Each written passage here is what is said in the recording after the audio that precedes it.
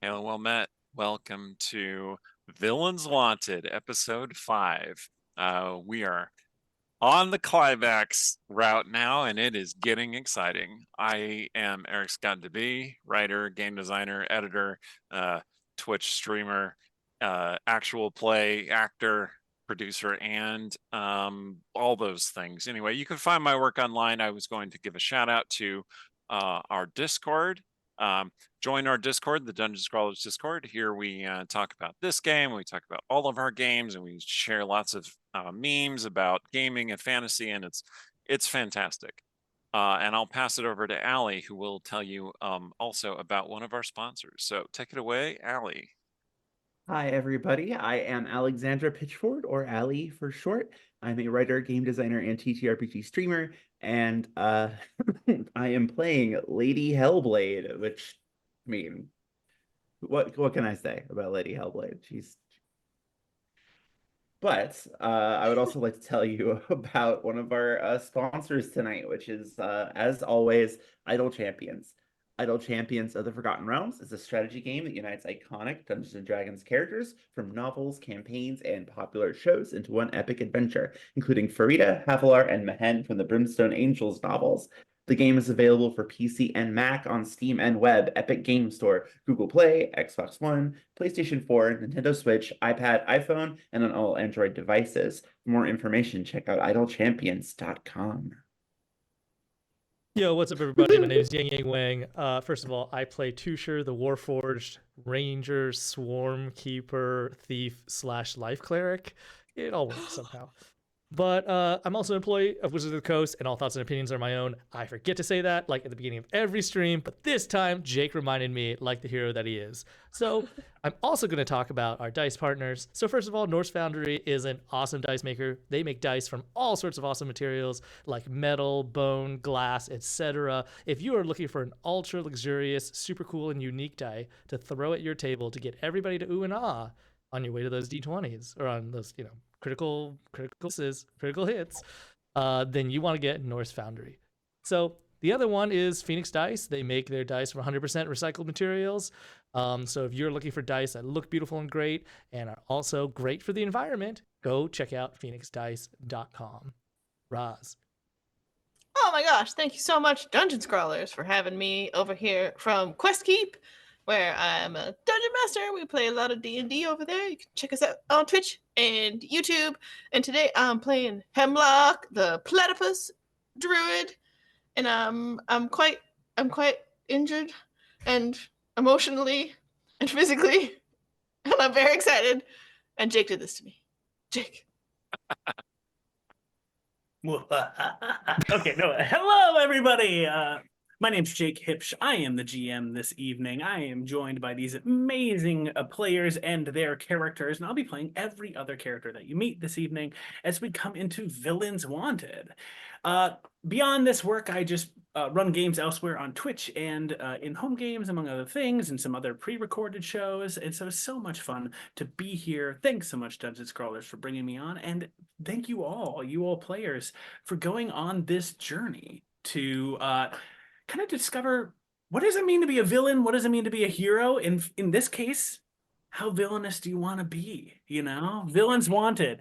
Our world is basically set where villains have more or less died out. The call for heroes was strong, maybe too strong, and our characters here, our party, has been taking up the role of fake villains, while at the same time uncovering a mystery that maybe their CEO, William Blakely E Galahad, has been setting up his own plans of villainy in the process.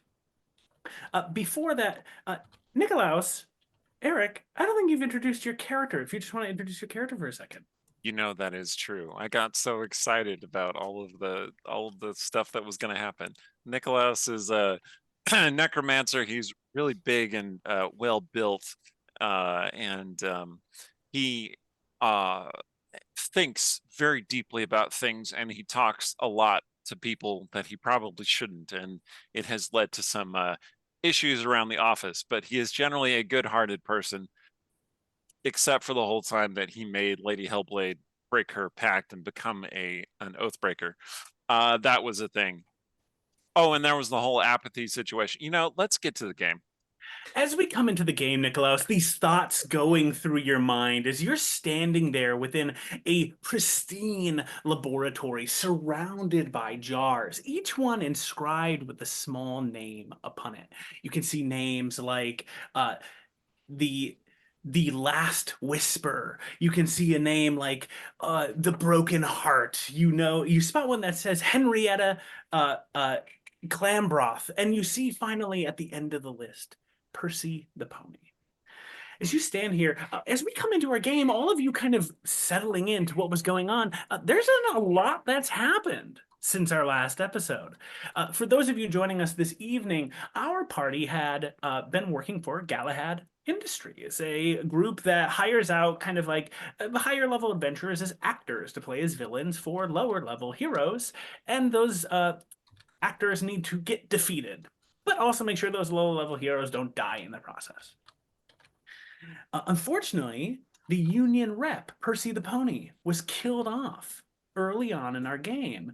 And in an attempt to uncover the mystery, our party had broken into the back rooms of Galahad HQ during a very lengthy all-hands meeting. They uncovered that there seems to be some sort of ritual or something hidden in the chaotic plane of limbo. And our party made our way there, only to discover that there were adventurers trapped there and being surrounded and attacked by these dangerous, chaotic aberrations called the Slod. Our party then duked it out with the heroes, pretending to be villains all the whole time, and then discovered very quickly that, one of the heroes is actually a Slod in disguise. More fighting ensued, and with some quick wit and some cunning of sort of distracting the heroes, our party managed to lead them up out of the keep and get them into safety towards this sort of floating stone airship. Meanwhile, Nikolaos cut a deal with the green Slod, the Slod who wanted to resurrect Timrek, this deity-like, frog-like creature. Nikolaos cut a deal that said, hey, let's not fight, and how about I sacrifice this Githzerai to you? So I was like, done. Sounds great. And Tutor had a lot to say about that. Tutor, using the power of the mind, managed to divide just enough space for that Githzerai to escape away using plane shift, but not before the Githzerai locked eyes with Tutor, smiled, and whispered thank you. After escaping the keep, managing to save all of the heroes, except for the one who was dead by the time you got there, the party then traveled via locate object to an arcane vault. Going into the arcane vault, the party had to unveil their own secrets to that vault and suffered from a powerful wail of the Banshee in the process. While the entire party was knocked unconscious except for Nikolaos, who was in the other room, Lady Hellblade stood alone, managing to survive the wail of the Banshee. And two things I want to note about Lady Hellblade that happened last episode. First, Lady Hellblade shared her story to a ghostly figure called the Petitioner. And the Petitioner called to Lady Hellblade, I call to thee to choose a path of your own. And upon those words being spoken, they wrote themselves upon Lady Hellblade's sword. And now Lady Hellblade has some choices. Will Lady Hellblade be chaotic, or good, or evil aligned? The sword gets the ability to kind of make an action to decide that. And as Lady Hellblade's been thinking about that, standing alone among her unconscious friends, Lady Hellblade met face to face with William Blakely E Galahad, who said, hey, I need you to betray all your friends in the end of this thing. I need you to especially take out Nikolaos. I need this all to be over. Leaving, Lady Hellblade has been left with that detail and has not yet shared it with the rest of the party. As the party broke into the laboratory, slowly but surely making their way in, they discovered that William Blakely E Galahad has been planning some sort of warped and twisted true resurrection ritual. More powerful than a basic true resurrection, this requires the use of trapped and untrapped souls, binds them into a single point, and brings them into an entity what the exact plan behind this ritual will be, the party's not yet certain. But they have their guesses. As we come to the end of our session, as we come into our night tonight, the party heard an announcement given across their swan song stones of William Blakely E Galahad calling out Nikolaus as a dangerous vampire villain with his lieutenants Hemlock, Lady Hellblade, and Tucher. And William Blakely E Galahad called for all of the heroes of the realm to gather to Alamont Town Square, the city town square, and prepare themselves to fight against Nikolaus the vampire.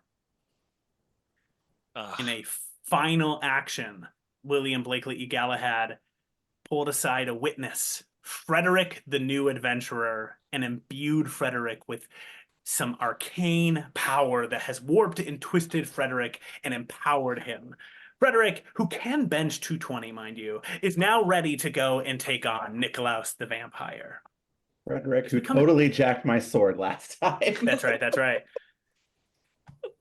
As we come into tonight's session, all of these thoughts weigh upon you all as you stand within this laboratory. And one more thought occurs as that announcement fades off, almost finishing echoing around the room. The next question will be, what are you going to do? Lady Steel, Emerald Candle, and Cloak Marauder, the heroes you saved, are also here. And you see that each of them nods in your direction and says, we don't believe it. We're on your side. As we come into tonight's session, how do you want to begin? You have much to sit with and think about. What do you want to do? Well, we have to put a stop to that, don't we? He's going to sacrifice all of them. We should not act with haste, however. Consider he is attempting to provoke us by describing me as a vampire, for he knows that that is highly offensive. I think Also, he's scared. highly offensive, if we're talking about it. He said, you're in charge, and we're the lieutenants? It is Pardon? Also highly offensive. yes, that does seem to be a bit of an oversight. Do not allow his manipulation to emotionally compromise you. Well, who is the second in charge then, Nicholas? No one is the second in charge because no one is the first in charge. There has to be like a someone is the boss. Otherwise, how do we do this? Are we just going to vote every time? Okay, That does two, explain three, some not things it. about how this Seems group inefficient. operates. It didn't work. Oh, for crying out loud. All right. Tushar is the boss, and Hemlock is the second in command. Oh, I don't want to be the boss. Can we talk about this? That makes you an ideal Lady- leader. Lady Hellblade will just look over at Nikolaus. Well, if I'm the boss, then the first thing is that we got to play this one by the book. I agree we got to stop him. We got to do it in a way that doesn't hurt any innocent people. When is this gathering supposed to be? Is it later today or is it later tomorrow? What defines someone as innocent?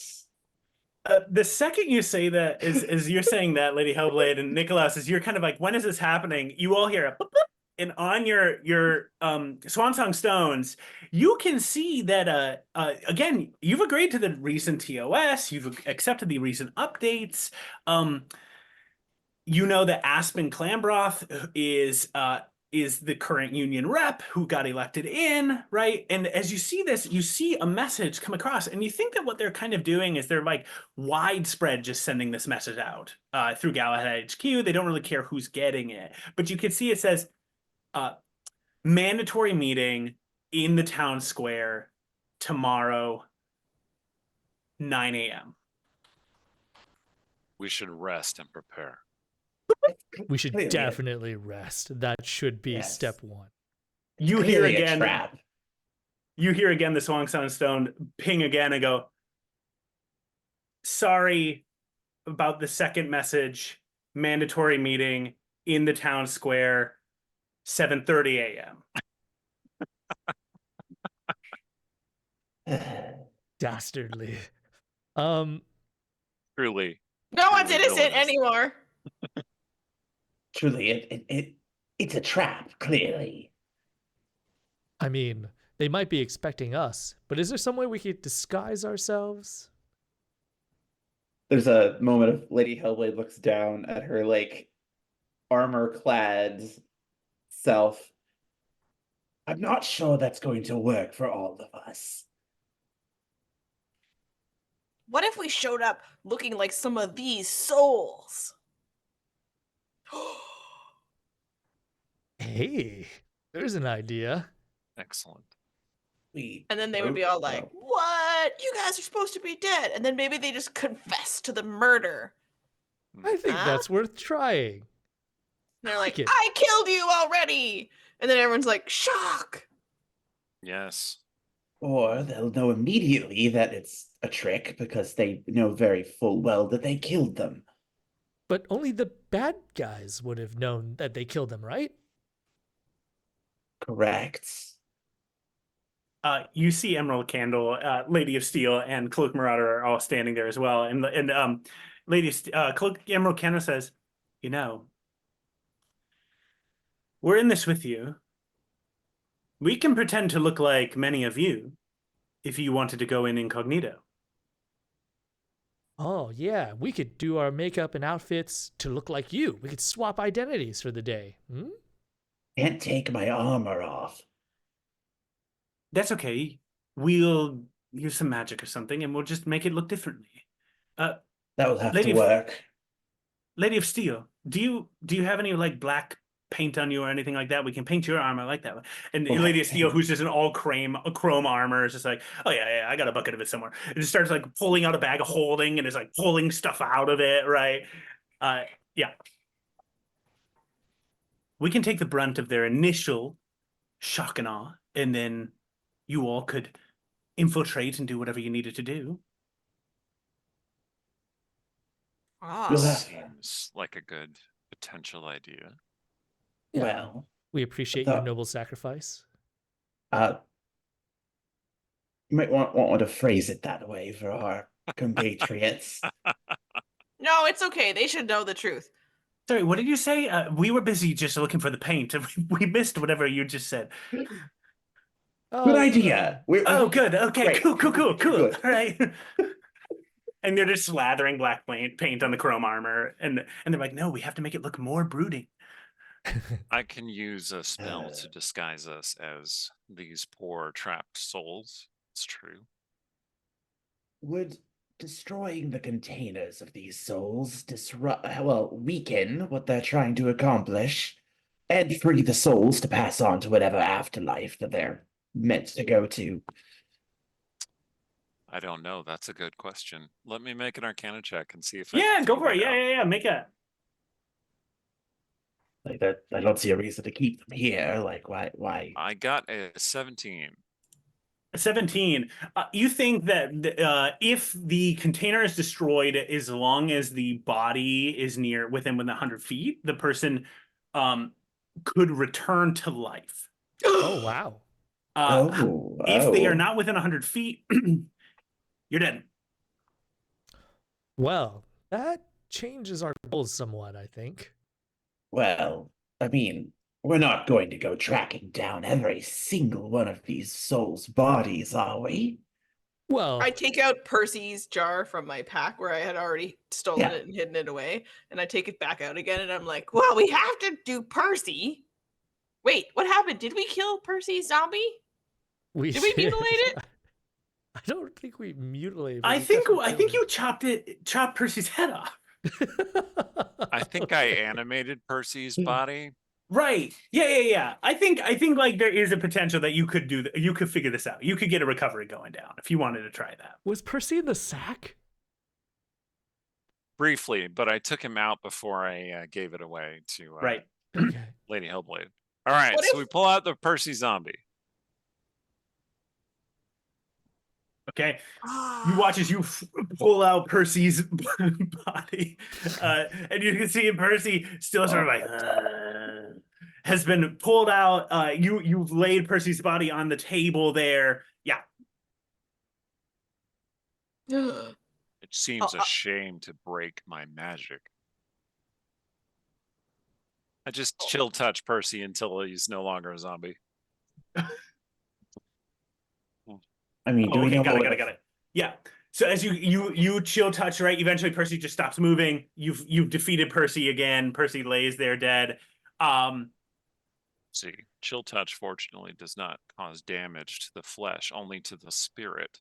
And the spirit animating his corpse is one born of my magic and the negative energy plane. yeah, blah blah blah. Okay. Take the Checks jar out. and make it Tormented happen. soul. Anyway, it's not important. Yeah, so take it and smash it? Smashy, smashy. No, I say mean, something nice. Like Lady Hellblade, we'll just grab it. is I was going to see if we needed another spell before we did that, but okay. The jar just you say something nice, Lady Hellblade just dunks it on the ground, just shatters. Immediately you hear the sound of what sounds like suddenly this like whoosh of air. You hear what sounds like a piece of flint striking against stone, the sound of like a cigar lighting. You hear always make sure you're advocating for yourself, like kind of drifting on the wind, and then you realize, Nikolaus, that in this moment of time, you think you need to do some sort of arcana check to just successfully guide the spirit back into the body. Great, here we go. This isn't really my specialty. Oh, I got a 22, however. Hey, Hey. Oh, nice. what does it look like, Nikolaus, as you manage to kind of corral and guide in you drawing upon your necromancy, your Dark magic comes out of necrumbonus? my fingers and into like weaves a little net that captures the soul, and I guide it into the body. Nice. I As have this to net- wrestle it into the body. I'm like, hang on. It's like Ah! cram it, beat it. Get in there. You watch as you start to push this body back in, the soul back into the body. You see as Percy the pony's body is starting to move and twitch. In this moment of time, somebody else, not Nikolaus, needs to make some kind of medical check to support Percy's body as it's recovering from this state. I just jump over and I'm like, it's like a birth, but in reverse, Nikolaus. Tusher knows medicine, I think. Oh, okay, then too sure. I'll jump in. Yeah. I you help then. What'd I'll you just get, Hemlock? wrestle. Well, Well, I I can only have a assist him. 12. Okay. I only got But, 13. Working together, you're kind of patching Percy back, holding Percy down, trying to kind of like secure everything together. And you can see as Percy's like, and the arcane magic starts to twist and warp as you see then Percy.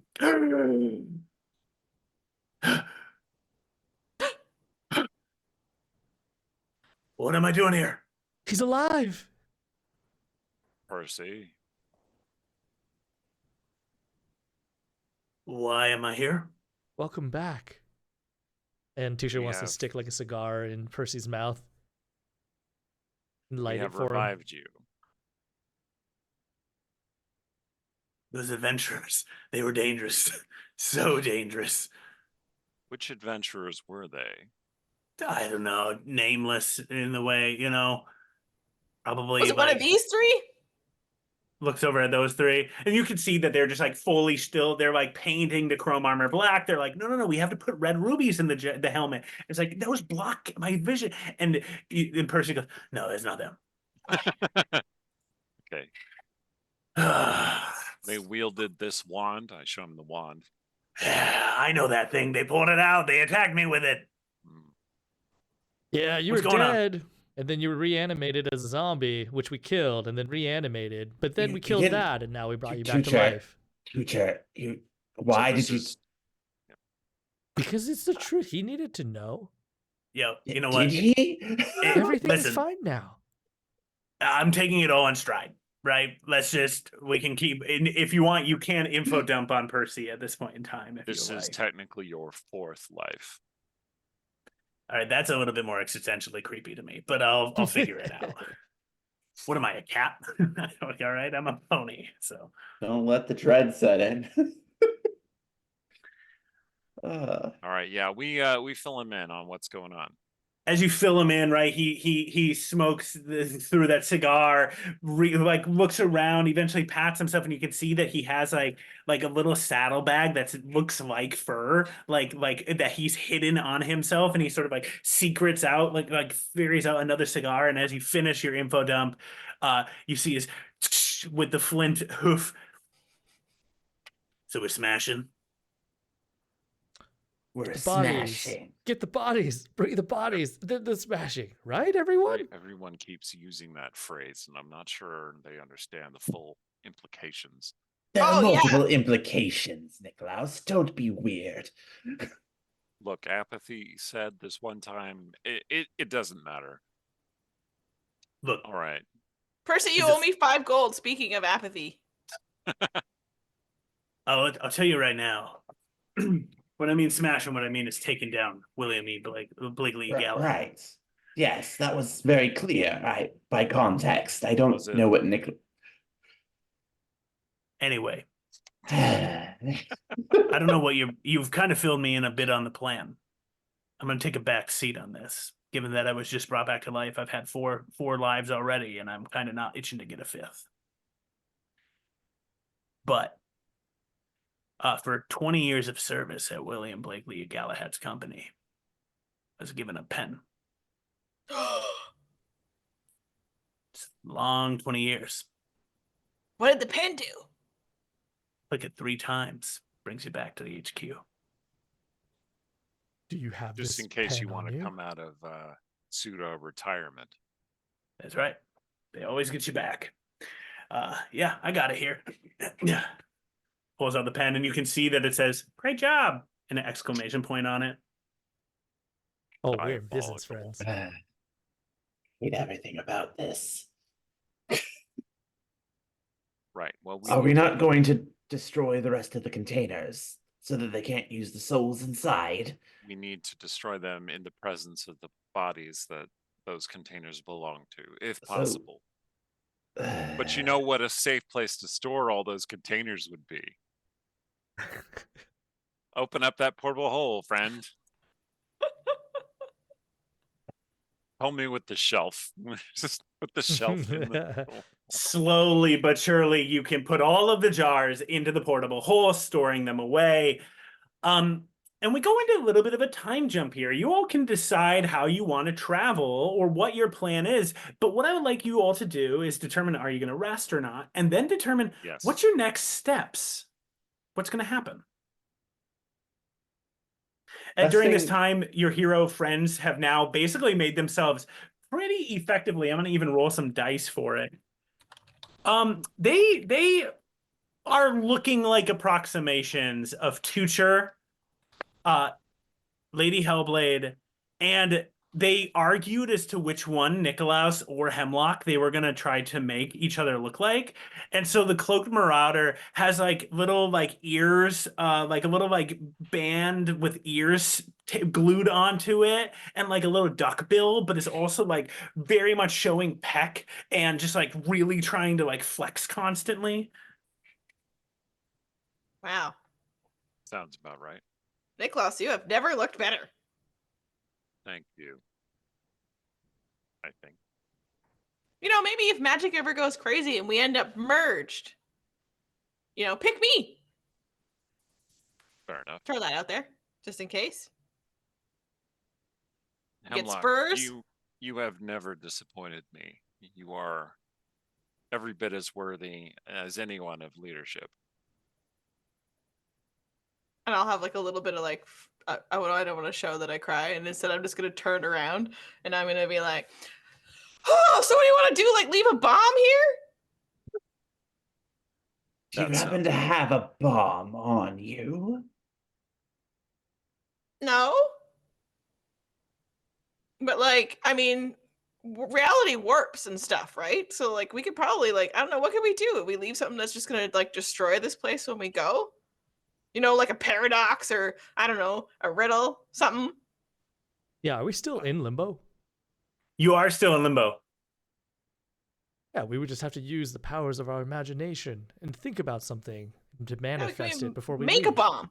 You have enough time if you Nice. wanted I to. I'll I let have you do already it. gone outside and I am thinking of corpses. I'm just creating corpses in my brain. As you do so, eventually, so you're gonna make corpses. What is other people doing? We can kind of do this during your downtime and rest, if you would like. You all get your long rest. So you're making corpses. What's other people doing? I guess Tusher will help imagine a bomb, but one that's very heroic and incredibly safe. What?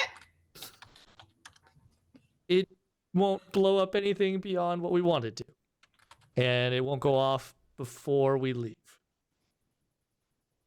I think Lady Hellblade is going to rest while being very, very disappointed in everyone around her.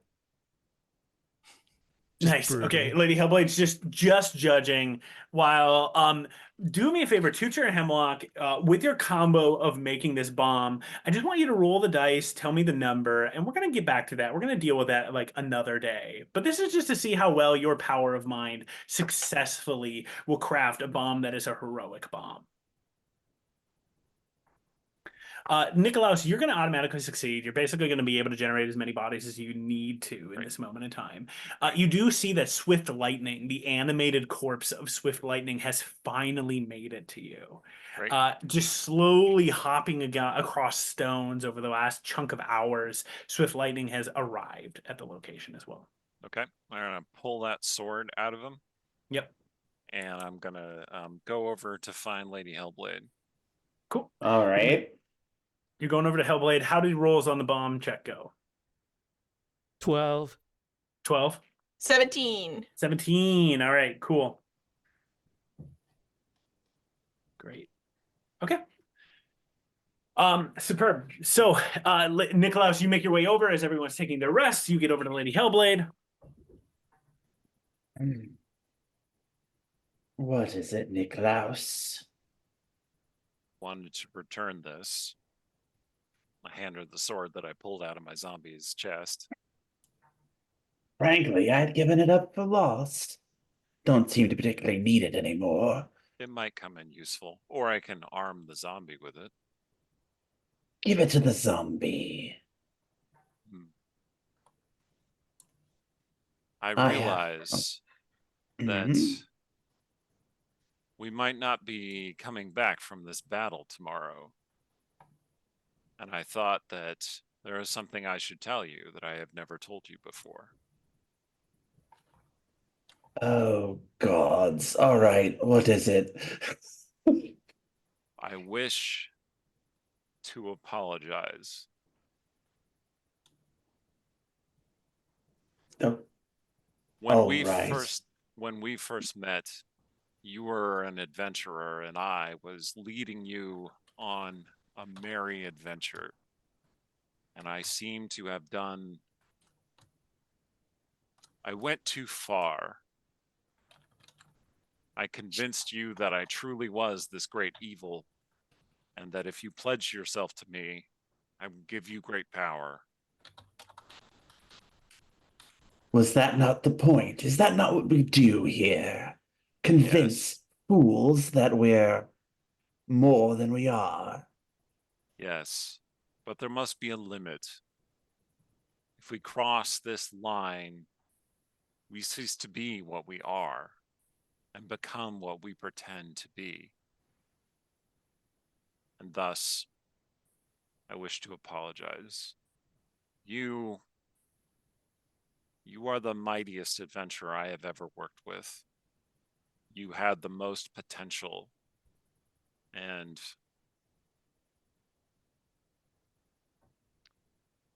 I have always had faith in you.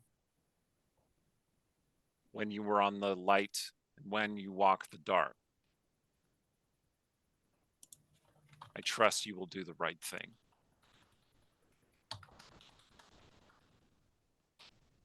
Understood. Thank you for your apology, Niklaus.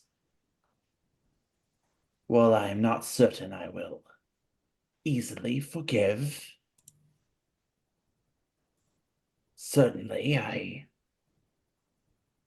will take it into consideration. Very well.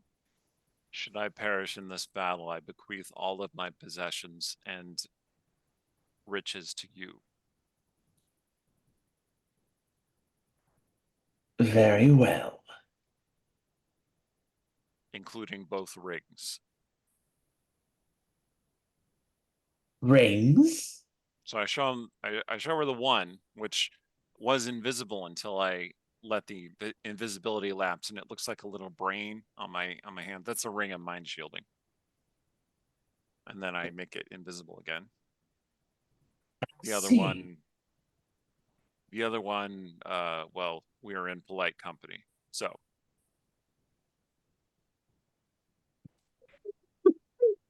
That We just gets a very long look from her. I think you can keep that one. if you wish. Okay. With these words spoken, with this deal cut, with a will bound Tucher and Hemlock, you've crafted at this point in time what you believe will be an effective hero's bomb. You may leave it behind if you would like. As we come to the end of our rest, you've each gotten a long rest. About 8 hours or so has passed because you've been doing some activities during this process. And you think that based upon kind of like mathing, if you return to the material plane at this point in time, you think that you would be showing up in the wee hours of the morning, probably like 2 a.m. or so, the day of the mass meeting.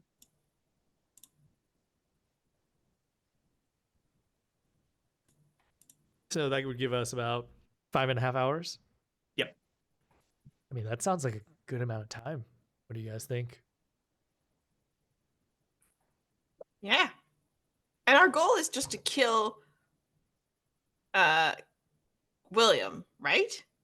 Or redeem him like true heroes do and bring him back to the side of goodness. Perhaps we Oh, could but give him what a is nice he corrupted speech. with?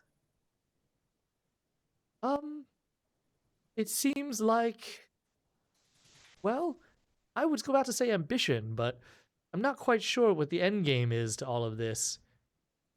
Maybe Nikolaus has some idea, because he's better suited with this type of magic.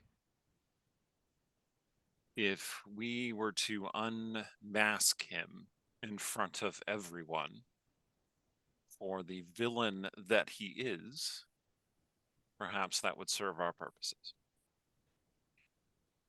All right, but we need a plan because sometimes if the tree's dead in the swamp, you got to burn it. Have we been able to figure out anything else about Galahad based on this laboratory? Oh, yeah. Do you what are you kind of wondering about?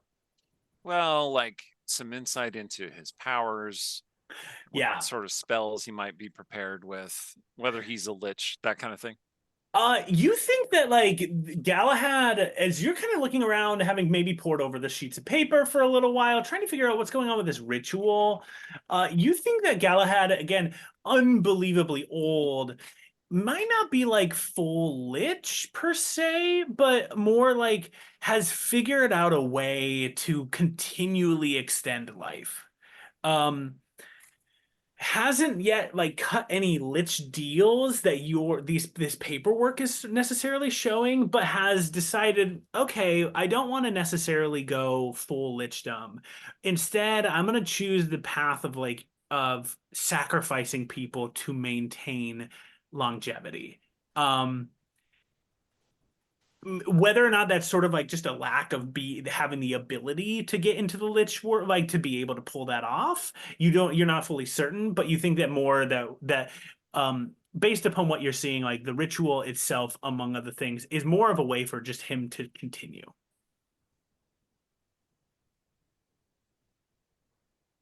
Does this place have a bathroom? Oh yeah. Oh, Yeah. yeah, it does. I want to investigate. You can learn a lot about a person in their bathroom. Perfect. Okay. Awesome. You start digging around, make your investigation check. 16. 16. You're digging around specific things. Are you looking for through the feces and things? Oh yeah. I mean, Oh, I yeah. my old poop vial is gone, so I will get a new one just in case I get good Perfect. stuff. I mean, Yeah. a man's diet says a lot about them. Yeah, Tusher, come on. I will examine it from afar after you've gathered the samples, per our usual agreement.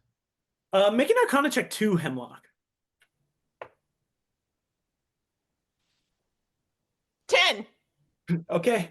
You just start digging through this feces, right? And as you're going around, is there a specific thing you're trying to wonder about? Maybe like health or what are you trying to Yeah, figure out? like consistency tells me a lot about his health and what he's been eating. Is it still like regular food, or is Got it it. just, also, are there any medications in here that he takes because he's really old? Or like, also, if this is just a bucket in a plain room, then also like his fashion sense, does he decorate it? Are there any candles? Is there anything he's allergic Oh, to? yeah. When you get in here and you start like looking around, right? This room is like gilded in gold. In fact, the toilet itself is like gold encrusted, and you can see that like on the back of the toilet handle there, you can see what looks to be like a little like silver tray with a spoon, and it looks like there's just little bits of like ground up diamond, and a little note that says, "For every flush, you got to flush a little bit of this as well." And so as you're sort of like digging around, seeing what's going on, you can see that like the what remains from the last time William Blakely E Galahad was in here and had not flushed the toilet, you like are very much like digging around in here and are determining that like William Blakely E Galahad is actually like in pretty good health. You think that your Arcana tech's not strong, but like that, in fact, being old, he's also pretty strong. Like, Lots he's of got, like, fiber. yeah, Wow. lots of fiber. Definitely been eating a nutritious diet. And as you're Okay, looking at there's this, no like you human bones. And as you're looking at this, you eventually realize that the as you're kind of like fiddling around with this, that suddenly a mouth appears and a tongue reaches out and starts to grab hold of your hand. And we cut back to Nikolaus for a second. Nikolaus, as you're kind of wondering a bit about what type of spells you're sort of putting back to thinking about a couple of things. I'm gonna let you make the decision on what you think he has, but you have kind of caught wind that a Wail of the Banshee has been used. You noticed that in all of the all hands meetings the all hand meeting you were participating in, that were a ton of skeletons everywhere. And you recall kind of noticing that a lot of what Blakely was doing was probably within the school of necromancy. That Blakely has gotten really good at that. But you recall Blakely still has some level of evocation. You remember that Blakely cast a lightning bolt of some kind, but warped and twisted it to give you all a boon. So yeah, that will give you kind of a clue in. You know that he's old. You know that he has probably had years, maybe generations worth of time to gather knowledge. Yeah. As we cut back, Hemlock, you feel as the tongue slaps around like your hand for a second, made of the what remains in this toilet, and then suddenly you hear, "Hello,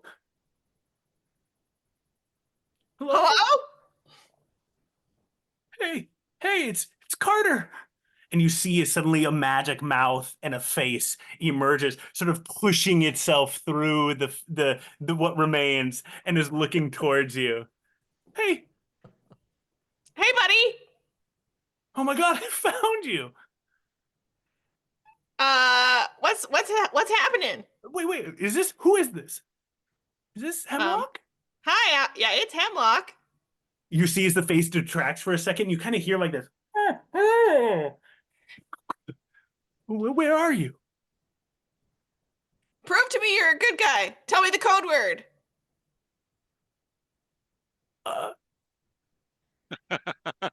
Wait, did you give him a code word? No. Oh, okay. I couldn't remember in the all hands meeting. Long live Percy. Okay. Awesome. Where are you? I'm in Galahad HQ. Oh man, did you cast a cool spell to find us? No, Aspen cast the spell. Where is she? She's standing right behind me. She said that we should be looking for you, and that probably the most likely way to find you is to go look in some shit. So I figured it would work. It did. On brand. On brand. I can't believe it worked. Like, I've been doing this for like 8 hours, man. Can we come through? No, this isn't like a portal or anything. Well, don't be rude about it. I don't know your fucking magic, man. Well, I don't know There's it that either. It's one. Aspen's. It's Aspen's. Oh, I'm sorry, Hemlock. Okay, I'm sorry. I got out of control. She just sets me on edge. Hey, No, I know. teacher. Yes? What's up, Hemlock? Did you gather the sample? I got a sample for you. Oh, well. And then I'll just call him over just to look in. You see just oh like a my God. magical shaping of Carter's face. Carter's looking through the toilet, right? Is Hey. that Carter, but made out of. It's a All really right. shitty rendition. Okay, all right. Hey, so okay, I don't have much time. We've been at this for a long time, and I need to just take a break. But Aspen told me that something weird is happening. Ever since you made your escape or vanished during that all hands meeting, Aspen's sort of been looking into stuff and doesn't know what to think. Anyway, says get back when you can, and we're gonna try to help you out of whatever this mess is. We don't think you're villains. What? Good. What was that? We don't think most of you are villains. Accurate. I mean, it's fair. Yeah. It's probably me. So just a heads up, there's been a lot of stuff happening right now, and we're really tired. Aspen's been basically casting spells over and over again as we try to look through the muck. The fact that this worked is a miracle. A lot of skeletons have been working in an arcane tower where the clock is in the center of town. They've been making a lot of modifications over the last couple hours. A lot of other skeletons have been being allocated down into the sewers. Yeah, there's rumors spreading around, by the way, that that in the crew that Nikolaus has lost it as a former lover who's jilted and angry. So like we're really send condolences over to Nikolaus. Those are just rumors. It's not true at all. Nikolaus this is about- as he always was. Is this about apathy? Where is apathy? By the way, You don't know? I know, but I'm asking Carter. Oh, I don't know I'm yet. asking shitface himself. Got it. I'll look around for her. I'm sure she's somewhere nearby. Hey, heads up that there's been a lot of work also at Potion Paradise is setting up a ton of banquet tables out in town square. Aspen said it wasn't her deal, like that she didn't set that one up. So I don't Those know. would be poisoned. You should probably not eat those. Well, they say perfect potions perfectly produced, so I don't know what to believe, but Perfectly produced poisons, yes. okay. You got any Well- questions for me? Just you haven't told us exactly how to find you. What room are you hiding in?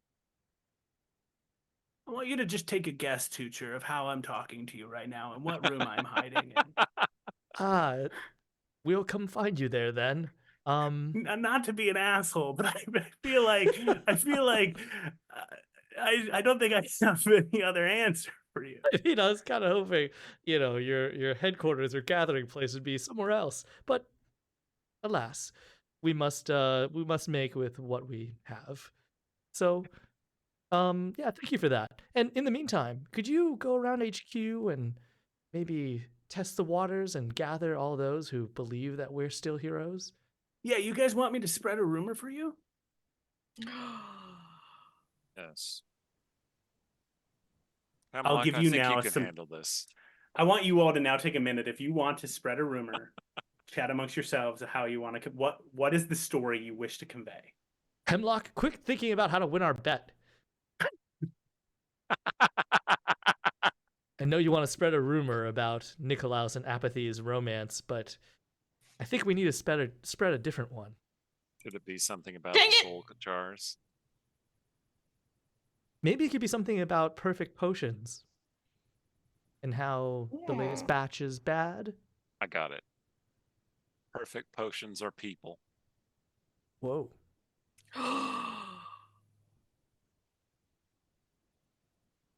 Is that where the flesh of all those skeletons went?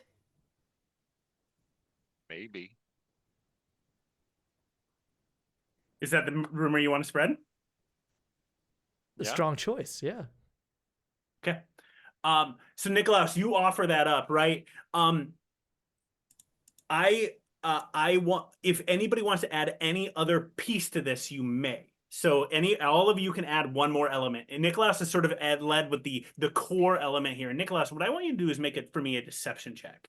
Similar to how we initially started our entire campaign, you are spreading your rumor. And you're going to see how effective that rumor is. Is it And so at this point, deception or is it performance? ooh, performance. Okay, because I'm actually trained in performance. So As Alright. am I. I got a 21. 21. Okay. So apparently my rhyming scheme and my pun is good.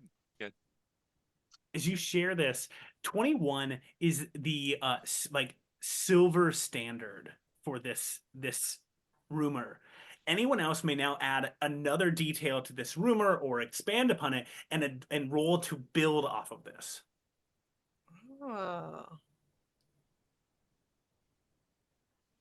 Your next DC you're trying to beat is 30. Easy. Whoa. Yeah, I'm okay. Ooh, I can't roll. Well, no, anything you're going to top build that. off of 21. You're going to build off of 21. Sorry. Oh, so I see, it I is. see. Yeah. Oh. So we just need to hit 9 or more? Yeah. Okay. Okay, that's more doable. Do you What want was to it? add anything, Lady Hellblade? No, I think you have it. All right. So the potions are people. And, or we're going to say that it's the skin of the skeletons, right? All right. And that, The harvested flesh, to be precise. oh, yes, that, And that they have gathered all the bodies of the recently deceased heroes to put into those potions. Because maybe that'll help us track down where the bodies are for the jar smashing.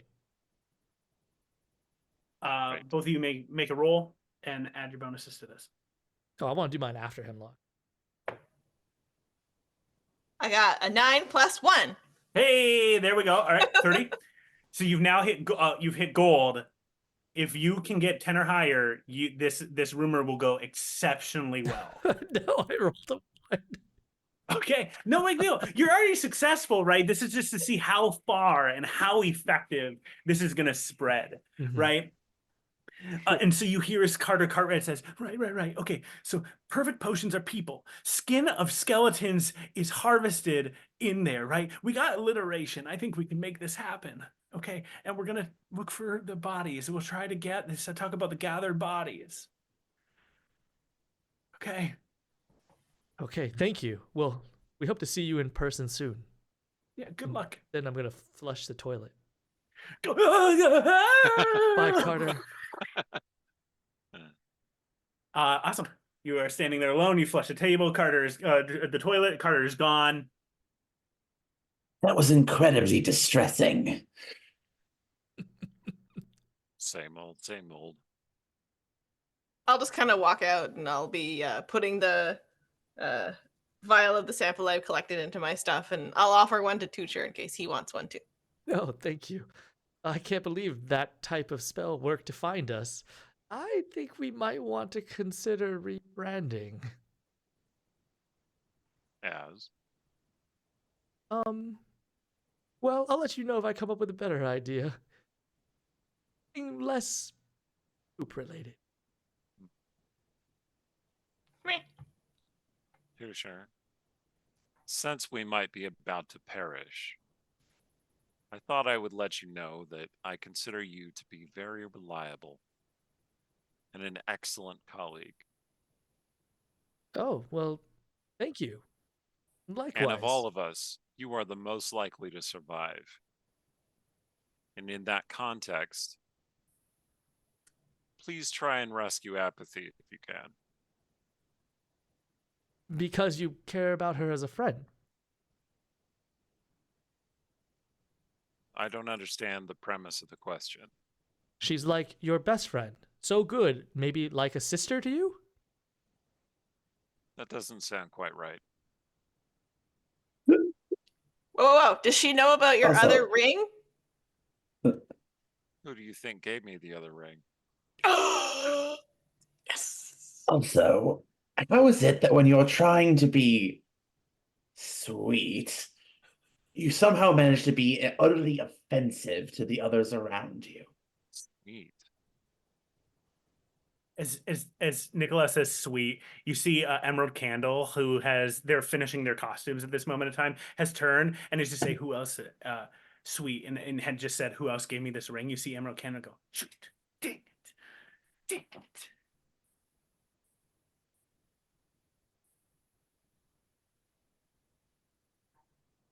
Yes, I do not think that after as many times as I have died and been buried, that my flesh would still be sweet. Not what I meant. Never mind. Anyway, For all your purported faith in me, you yes. seem to have very little regard for my capabilities. Why is that? You seem confident I'm not going to survive this. You know, that is a good point. I did not think that you would be interested in rescuing Apathy. I don't necessarily see how those two things are entirely connected, but very well. Well, you see, you, Lady Hellblade, for all of your great power and dark magic, are still a mortal creature. Tusher, on the other hand, is not. He cannot be killed, as far as I know. I could just be chopped up, made into little bits, but still be sentient. Dismantled, Yep. corroded, tortured. You'd be surprised what one can live through. Mm-hmm. Yep. Indeed. Besides, I assume that were you to perish, you would perish in glory. Death is death, my friend. There is no glory in it.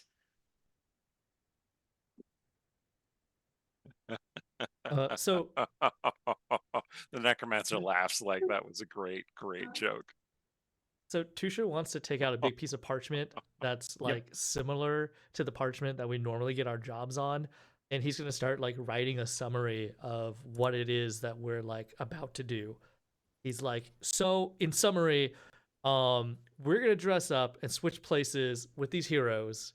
The heroes are gonna go in on this rocket and crash the party literally. We are going to click this pen 3 times, zap into HQ directly, and then meet Carter in the bathroom. And then we are going to go kick William E. Galahad's butt / redeem him / kill him. Because we didn't really decide. We didn't come up with a consensus on what we're doing with him. But those I were think the that options. order's perfect. That order's perfect. We never Kick his really butt. know. Offer him a chance at redemption, and if he doesn't take it, and also have you seen that guy's bathroom? I don't know if that's going to be possible. And then we'll have to end it. Okay. We never really know how our jobs are going to end. So we'll just put in some options. Maybe we could put him in a jar. As Tusha you- writes that in. You write all this. As you continue to write it, how do you conclude your writing? He wants to conclude by drawing was it 4 lines for our names, and then he's gonna look over at the other hero group, and then he sees like, wow, there's 3 of them. Yeah. Add 3 more lines for their names, and then he looks over at Percy, and then he adds 1 more line, Percy's name, and then he's gonna hand it, to all of us to sign, and then to the other group, he's gonna say, "Welcome to the Villains Guild." You you see as the heroes go, all right, I guess we're doing the Villains Guild. This sign it. You see as Percy comes over and with insane dexterity for a horse, takes 2 hooves and sort of like starts to scribble. And you see at the very top of the sheet, Percy says, "Oh, we got to have one of these," and writes, "Your contract, your mission, should you choose to accept it."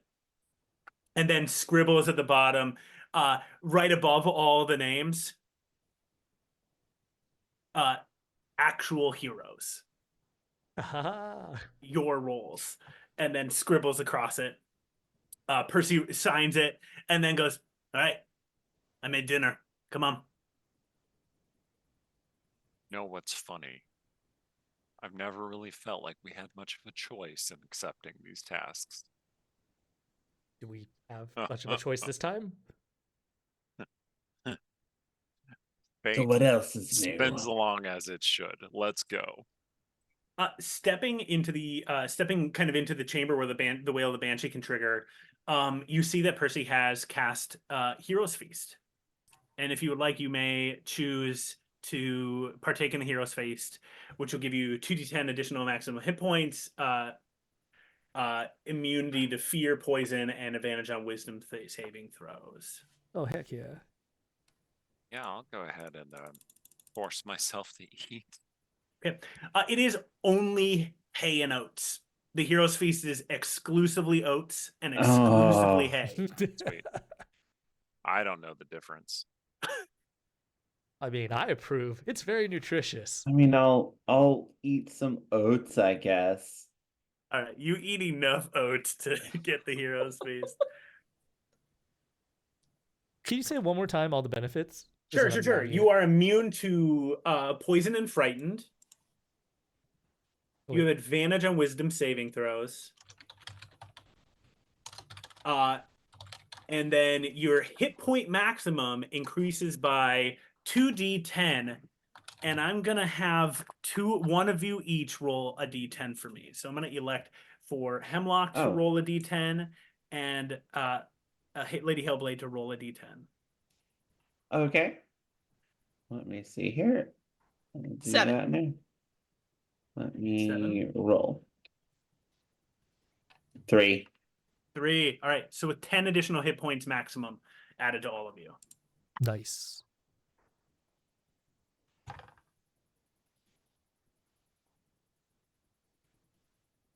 Awesome. As the plan is getting ready to go, you see is Emerald Candle, now dressed up to look very much like you, Teacher, has basically just drawn like puppet lines on her face and is trying to kind of look almost constructy.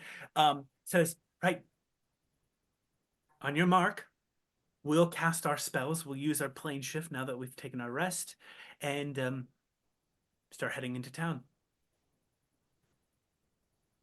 Give us the countdown. Okay. And then Tusha's gonna arm the heroic bomb. And the bomb is gonna say 10 seconds, but I'm gonna start our countdown at 5 seconds. Cool. 4, 3, 2, 1. Click the pen. You click the pen 3 times.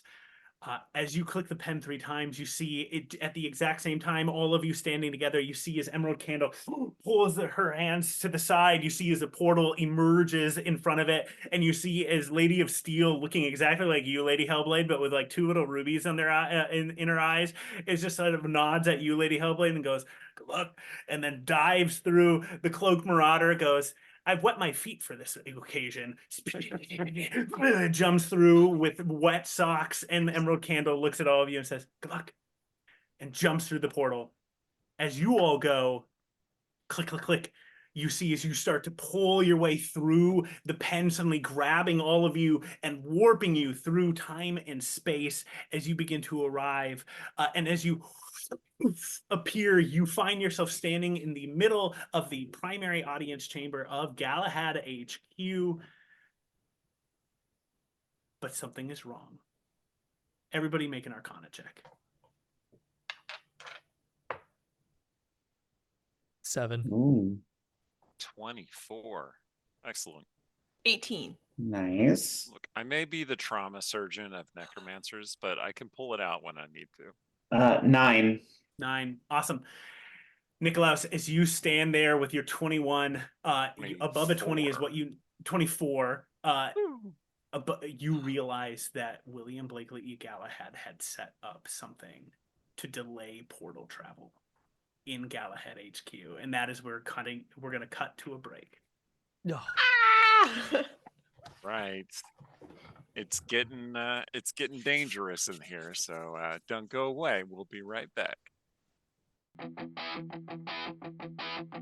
Pick up your gear and open your chests. Throw on your armor and head out on a quest. Hey, hey. It's a brand new day. On the Sword Coast, your allies will help with blades and bows and magic as well. Hey, hey. Heroes on their way. Fighting together against overwhelming odds. Fighting together in favor of multiple gods. Idle champions of the forgotten realms. Idle champions, adventure never ends. Idle champions, get your wall and there. Idle champions, you will say it again. Idle champions. When a statement must be made, it must be made loudly. Sometimes it's the only way to face the darkness is to embrace the darkness. Welcome back. Heroes! Yay! That's us! I am not a barbarian! Settle down, settle down. You do you, babe. Kill a few people here and there in the name of don't kill me. There's a little something else in there. We've been through some stuff together. This is haven't how we? we create Peer bonds. pressure. It's been the best part of my life. I'm not going to the temple. You start to vomit all over Aaron. No! He had a fling with a tiefling. Maybe I should wear like a sneaky detective outfit. Are you sure I can't tempt you? With this. That's not delightful. That's terrifying. Yeah. I'm trying to fight and you guys are turning it into a sex thing, and that damage was trash. And what is your 7th favorite drink? Oh my god. Friends solve puzzle together. Friends, our team. I'm good at killing things, and you guys are passable. Hello. Harold. Lovely wedding. He is now engulfed in flames. I think I got in a couple good hits. Fennels. Unconscious again. Hello, Zap. Whoa! Drop a 0. Estravel! She is the devil. Okay, so she's looking for a vessel, and that's... Do not let that happen. Focus fire. You are so hungry. The familiar and unfamiliar faces of everyone you've ever killed. There is no justice here, only sickness. And I am the cure. No. Her eyes go black. Oh no. No, I'm down. Saving them is. That's it. That's all. That's all. That's everything. Not ideal to have to kill your friends. She repeats back words that you said to her once. When a statement must be made, it must be made loudly. I've found people and starting to feel like a real person again. Because I have friends. I have friends now.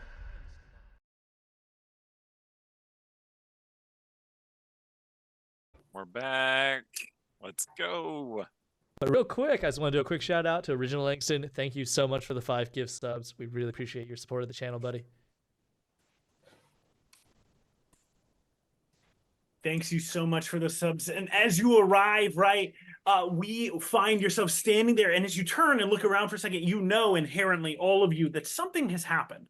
That generally planar travel or portal travel, right, is like an instantaneous experience. However, the most powerful of arcane magics have the capacity to potentially stop, gate, bar, because why would you ever let a bunch of an army maybe use planar or portal travel to just show up on your land, right? There are ways to delay things, and as you put this together, Nikolaus, you look around. One of the biggest clues for you is actually turning and looking at the clock. When you should have arrived around like maybe 2:30 in the morning, you look, and it's about 5:30 in the morning. 2 hours before the all hands meeting, you arrive in an empty Galahad HQ. What do you do? This is eerie.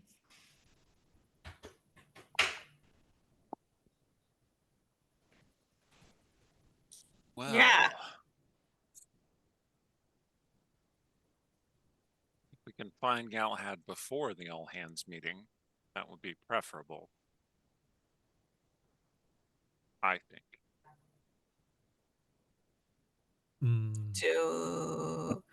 Is our good friend the spider? Got it. Greg. I think it's Greg. Yeah. Yeah. You can look around for a second if you like. Yeah. While these guys chat a little bit, I'll just like slop to the floor and just start going around on the floor, you know. Oh, it's Craig. I think the spider's name is Craig, actually. So, Hemlock, you start looking around. It's pretty dark in here. But as you briefly take a second, instead of kind of assessing what's going on around you, you are the first to see you see that there looks to be like arcane text written above the auditorium. And you can see that it says, mandatory meeting in town square, show up early. And you get the sense that this place is empty. It is quiet here in Galahad HQ, and it's dark. And the next thing you see, Hemlock, is you see the two slumped bodies of the sphinxes laying on the ground. Oh, dang. And then you see, nestled up to one of them, you see a little like flare of light, like almost like a match is being struck. And Hemlock, as you're shuffling, you can, if you would like, you can make your way over there. Nicholas, do we have our channel open? Yes. I'll be like, guys, the sphinxes are down. I repeat, the sphinxes are down. I'm rolling in. And I'll just sort of like do a really terrible tuck and roll. Yeah. As I attempt to like get closer. As you get a little closer, Hemlock, for just a second, this is all happening so quickly. The rest of you sort of assessing what is going on. What is Tutor doing? I'm just going to get like a temperature check. What's Tutor doing in this moment? As soon as he gets that message from Hemlock, he's going to hide in the shadows and then sneak over towards Hemlock, but like watching the surroundings. Okay, make a perception check and a stealth check. Lady Hellblade? Yeah. What are you doing in this moment? Kind of like all this is happening at once. I mean, I'm looking around. I'm not like I'm not stealthy. I'm not trying to be stealthy. Yeah. I'm just going to start looking around and clomping. Lady Hellblade, as you're looking around, what do you get, Tutor? 4. 25 the stealth. Perception? It's 25 stealth. Okay. Tutor, you kind of, you're like more like, okay, I'm going to get hidden instead of like necessarily taking all the details that are happening instantly here. Nicholas, you're getting the information about like the fact that you've been delayed. But Lady Hellblade, you can see that there are actually like, everything again seems pretty empty. You see that the back area where the cafeteria is and the kitchen looks to have been pretty emptied out, with just a single sign briefly sitting in there saying "Congratulations, Potion Paradise," like sitting on a table. And then you, Lady Hellblade, take in that like one of the doors where to the bathroom appears to have been barricaded. Like you think that it's been sort of dented and barricaded in this moment. As you're taking all this information in, Hemlock, you roll forward and you see that where that little spot of light is, you see a little spider with a gaping wound in their side. And you can see is hey, Hemlock. No! I'm not gonna make it. No! Oh! They're behind you. Hemlock, I'm gonna make an attack against you with advantage. Okay. Hemlock, Yes. in this moment in time, you see is a alabaster white trunk wraps around you, grabs hold of your mouth, and you hear whispering, "Guess you didn't see the elephant in the room." As a dagger plunges into you, as this albino elephant wearing like a full mafia outfit and a top hat and with a little pipe in the mouth as well, has stabbed into you and with a natural 20 has crit you Oh, in no. this moment in time. Oh, God. Oh, dang. Hemlock, no. I'm like, no. Like, no! As you I mean- stand there, you see as Craig, who has this wound, is sort of pointing at the elephant as well, and all of you are taking this in at the same time as the elephant plunges the dagger deep. Hemlock, you're going to take a lot of damage. You are immune to poison, which you can feel as the hero's feast has made you immune to the poison that the albino elephant has fully doused his blade with. You know this to be just his stage name is the albino elephant. And you feel as the attack strikes into you, you're going to take 1d8 or 1d6 damage. 2d6 damage. Got it. All right. Hemlock, you take 16d6 damage with the sneak Goodbye, attack. temporary hit points. 16d6 as the blade slices into you. Wow.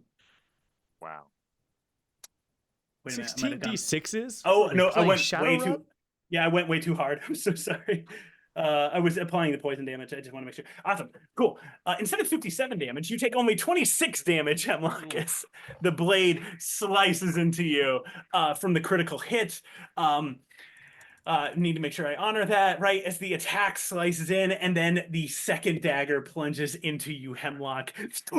Piercing and sneak attack can only apply once, so for the second damage, you take only 3 damage. Okay. Ooh. Roll initiative, everybody. Ooh. 6. 6 for Hemlock. 19. I got Okay. 13. 22. Ooh. Okay. Okay. Awesome. Lady Hellblade, you go first. All right. You see the elephant standing behind Hemlock at this point in time, trunk trying to muffle Hemlock's screams as the blade has sliced in. You're kind of catching the door that's been barricaded. You're picking up all of this. With your perception check, as your renewed perception check is looking around for a second here, Lady Hellblade, you see that there is another figure in the shadows flanking the other side of you. Like, so if the albino elephant's on one side, another figure's on the other side. Okay.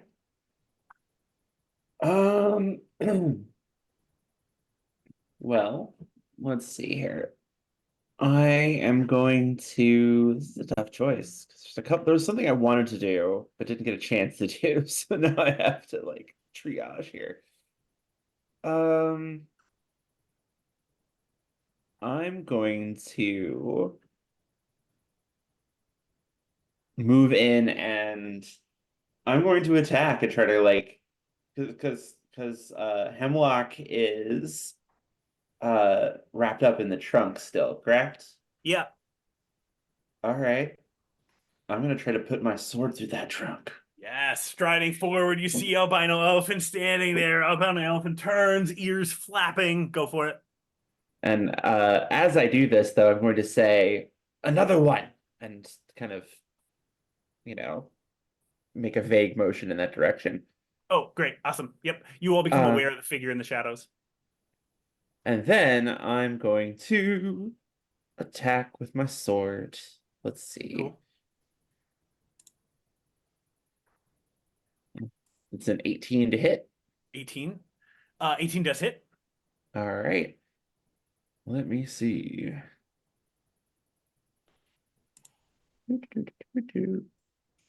I'm going to expend a spell slot also. Okay. I'm only going to use a level 2 this time. I'm not going to go all out, but using that spell slot, and I'm going to roll the regular damage first. Yep. Which is going to be 15. Ooh, all right, cool. And then for the divine smite, it's going to be another 3d8 damage. So boop, boop, boop. Roll. And that's another 12 on top. Awesome. 15, 12, 27. That was your first attack as you swing in your blades, hitting into the albino elephant. I believe you have a second attack. I do. I do indeed. I'm gonna hit with the sword again. Another 18. The blue lettering of 18, you swing forward and the blue lettering of the arcane rune starts to flare slightly and almost like a lightsaber, like light when you have a glow stick and you swing it back and forth really fast. In this darkness, you can see as it cuts back up, you successfully hit with your second attack. Fantastic. I'm not gonna divine smite this time. I'm just gonna roll damage. That's another 12. 12 damage. Awesome. Cool. Awesome. 39 damage. You see as the white elephant. Ouch! Ouch! That hurts! Anything else you would like to do? Well, I was gonna bless, but I can't do that now. So I'm going to I guess hold off for the moment. Cool. Not much else I can do. Awesome. You hold off for a second as you pass your turn. Tutor, it's your turn. So with Lady Hellblade's attack, is Hemlock out of the white elephant's grip? It's a great question. The elephant has let go of Hemlock at this moment in time. Okay. I think, now that it's let go of Hemlock, Tusher is going to turn his attention to the shadowy figure, because he does not want it getting the jump on his friends. Going to use bonus action to activate steady aim, and that gives myself advantage on my next attack. Ooh, okay. I'm going to, it's going to be a dirty 20 to hit. Dirty 20 hits. That is going to be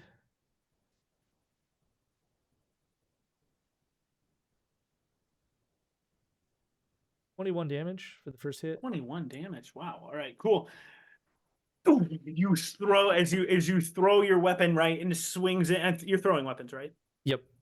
Yeah. As you throw, you see as yes, I can dodge you. I am the twist. And you see the snake who you were sitting next to during the all hands meeting has sort of tried to twist out of the way and go, ooh, you got me. Ouch. As he's saying that, there's going to be a second dart going like right into his face. Great. Okay. Oh, that's a 1 critical miss. A 1. With your second throw, you see is the twist sort of like goes too slow and dodges out of the way. Awesome. Tutor, that was your 2 attacks. Anything else you'd like to do? Nope. Just gonna track the snake. You watch as now the white elephant is gonna go. The white elephant turns and says, all right, it's time to finish you off, Hemlock. You first. Swings it with another knife attack, going after you, successfully hits you, dealing 6 points of damage. And a second attack is going to happen.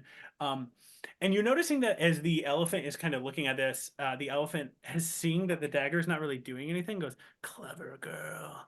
And then suddenly just like wipes the poison off. And then you see as the elephant in there, without a second attack, is just dousing what looks to be some sort of potion onto the blade. So that is what they're doing for their next attack. You can see that they have like a bandolier of potions on them. You then see, Tutor, that the twist also has a bandolier of potions. Oh my god, is it a familiar bandolier? And like, is my eyesight good enough to notice any markings on it? You can see that it has a big PP inscribed on it as the twist is gone. It's time to defeat you. And you, with your eyesight, because you asked, like, am I looking for things? You actually see that the twist has, like, something on his head as well. Like, something that you don't recall seeing before. It's a little bit too dark. You'd have to actually actively try to look for it. But you've asked about, like, hey, what do I see? You notice this. Cool. The twist is going to, with his scale, sort of like raise them up, and it will pop potions off. And you see as one of the potions sort of pops up with one of the scales getting flipped up, and starts to drink it. And you see as the twist that goes, "Oh, I'm feeling good," and suddenly grows in size and muscle before fangs open up and goes at you, Tucher, lunging forward to go and attack you. Awesome. 12 to hit you. Does not hit. All right, it swings forward. You manage to bat it out of the way, right? As the twist has been empowered by this potion, makes their single attack. That is their turn. Awesome. After the twist, it is Nicholas, followed by Hemlock. All right. I pull out my portable hole. And I dump my first company of zombies out of it. Oh my god. Led by Death Lightning, the animated corpse of the hero Oh my with god. that sword. So it's Death Lightning and 13 zombies. Awesome. And my order is grab them. Oh, all right. Who do you want to grab first? I just pointed at them. Them. All right. I'm going to make opposed strength checks against you. Okay. So I will make the DCs first, and then your skeletons will collectively, zombies, but yeah. or zombies will collectively attempt to do this. And we're gonna kind of do like a house rule because you're sort of doing a mob move. How many per person do you want to send? Well, I have a total of 14 zombies. So Cool. the 7 on each. I 7 think and only 7? 6 people can really realistically grab somebody at the same time. Okay, So- 1 is cheering on, and 6 are grabbing. Awesome. Yeah.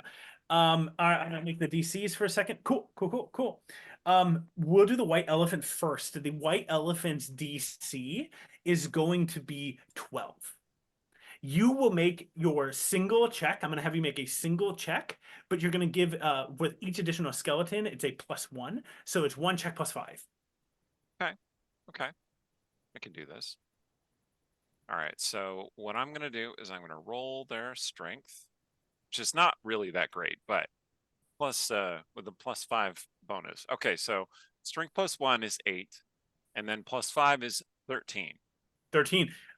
That is enough to beat. You watch as the skeletons surround the white elephant, and you can see as the white elephant's like, "No, let go of me, let go of me." Awesome. That you've grabbed that one. Now you go for the twist. The twist is a DC 15. Okay. They rolled quite bad. Let's check. Oh, they didn't get this one. Okay. The twist was almost was free. lithe strength goes, "No," and just twists and successfully breaks free. Nicholas, it is your turn. Okay.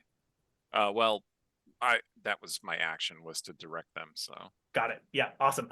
So we'll pass from you then and go into Hemlock. I will say to the white elephant, it is like a great friend said, there is no glory in death. And you see as the white elephant says, "Whatever you said, it's irrelevant."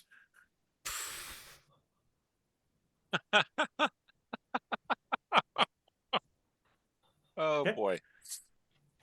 Awesome. Okay. Hemlock, it's your turn. Would we say that the elephant is grappled by the Yeah. Okay. The elephant's getting restrained right now. and the snake's loose? And is Greg or Craig in my little or at the ground here? Is there any chance that dumping healing into him will do anything? You could Craig is sort of like out of the ability to do a fight right now, but you could just like, if you wanted to dump a little bit of healing, you think could just I'll just use my bonus action healing word on him. Awesome. You can hear like as you're looking, Craig is like, "I was a great spider, and I'm gonna die soon. I was a hero in my time. I'm going out." And then you cast. What do you say? You're not gonna die. You're not gonna die, buddy. As you say healing word, you say you're not gonna die, and you see the healing word touches Craig, and Craig goes, "Okay, but don't tell anybody else. I'm gonna keep hamming it up for a bit. Okay." and just kind of quietly lays down. You've secured Craig. Okay. And then for my action, I'll look over at the twist. Okay. And I actually want to aim for all of the extra potions along the belt. Ooh, all right. And not at him directly. And so I'm going to cast Acid Arrow Nice. to try to break the glass potions here along him. All right, go for it. Make your attack. Ooh. That'll be 22. 22.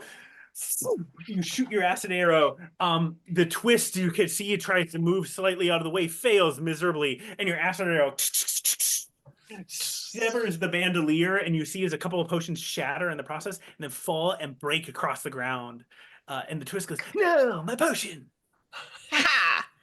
Those are garbage potions. Awesome. Yeah. What else are you gonna do?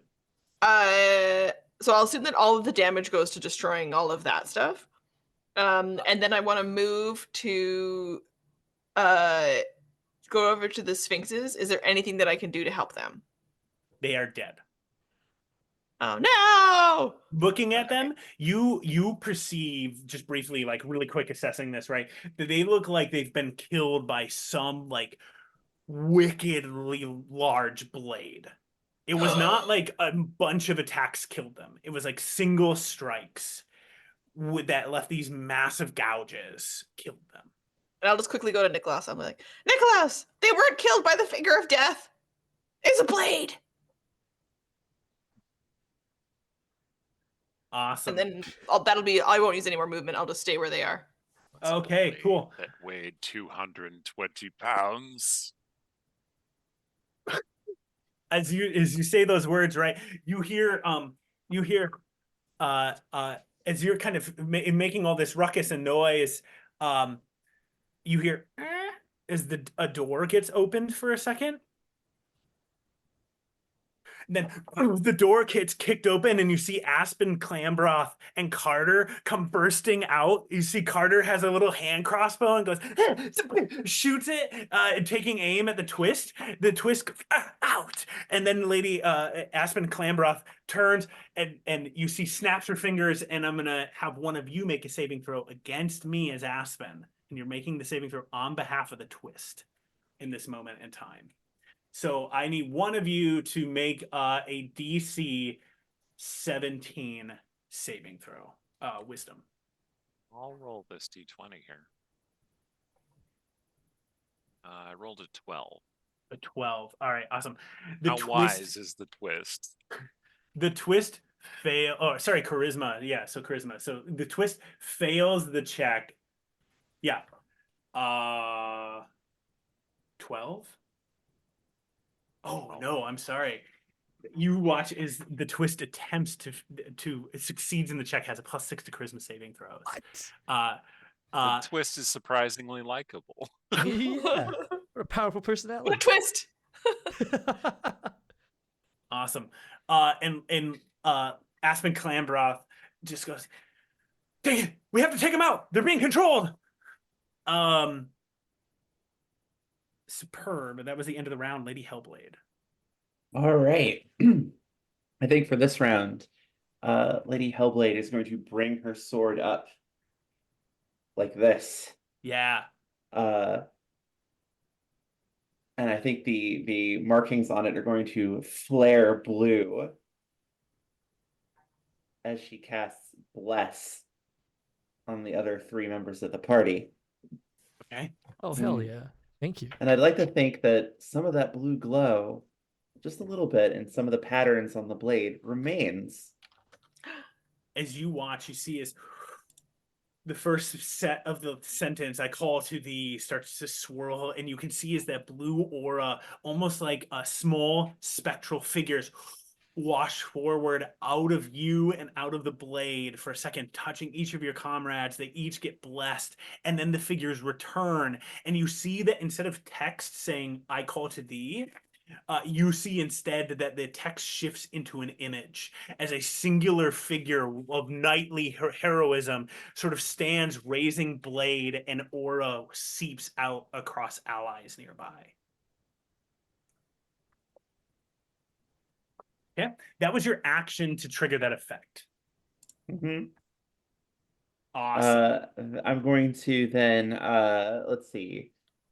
So I'm going to move to trying to kind of like interpose myself and just try to be as threatening as possible to, in case one of the one of these targets tries to attack one of my allies. I'm just trying to be like, come at me. Cool. Awesome. You're interposing. You're basically going to protect like Hemlock. Like the White Elephant would have to attack someone else in this moment in time. Tutor, it's your turn. Yeah, so now I want to closely examine what is on the top of Twist's head. Awesome. As you're looking, you can see an arcane mark, and it's just very gently burning with this umbral magic. And you're a seasoned adventurer. You've seen stuff like this. This is a dominate person spell. Ah, okay. He's under the effect of a dominate person spell. Since I can't dispel it, this is going to be the only dispel that I know. And he's going to throw a dart at his head. And I'm going to throw it non-lethally. Yeah. Oh, boy. Does a 16 hit?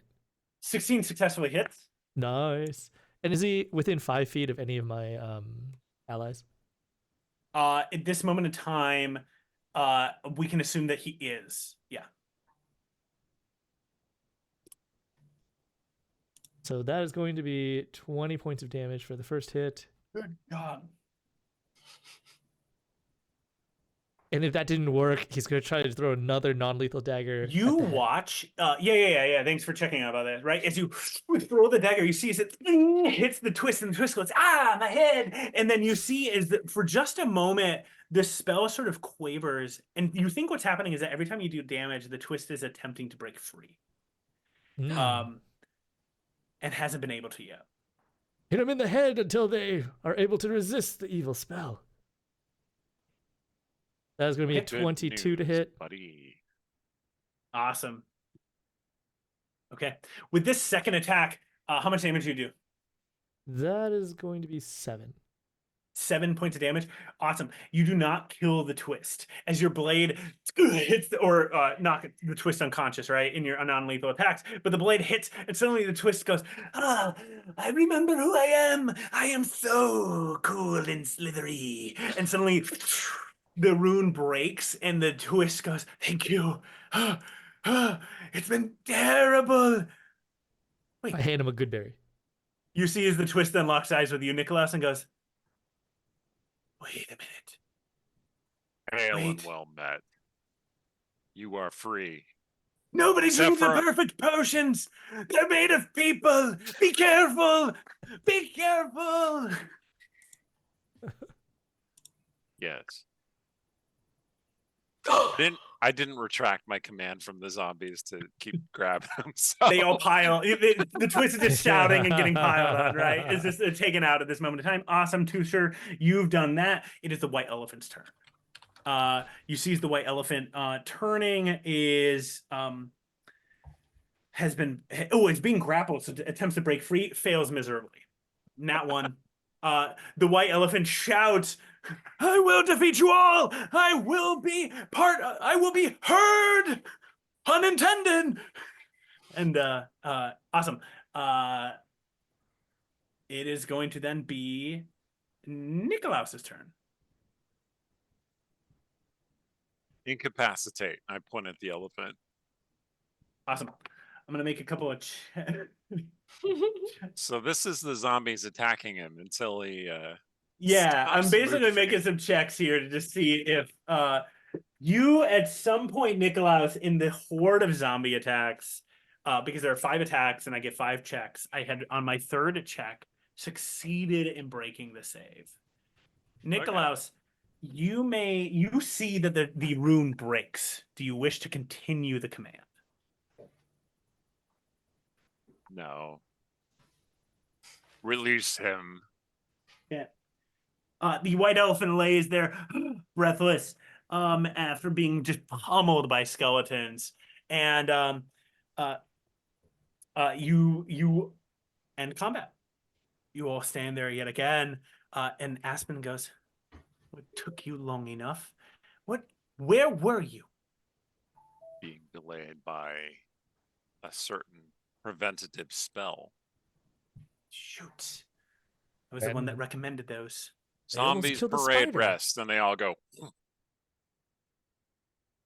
We saved the spider's life, so it was worth it. I don't know how far I can go, but I was saved. Just know that I took out at least 30 before you arrived. Yes, of course. Of course you did. Cool, they bought it. Hemlock, they bought it. They think I'm cool. So cool. Is he going to die? I can preserve his body against animation. No, I'm not gonna die. I'm gonna carry on very heroically, though. Oh, I'm gonna look really cool. very good. We're gonna have to make sure we get your name right for all of the songs they're gonna sing about you. Nobody. You will be Employee of the Month. Yes. I can see your name up there on the wall. It'll say,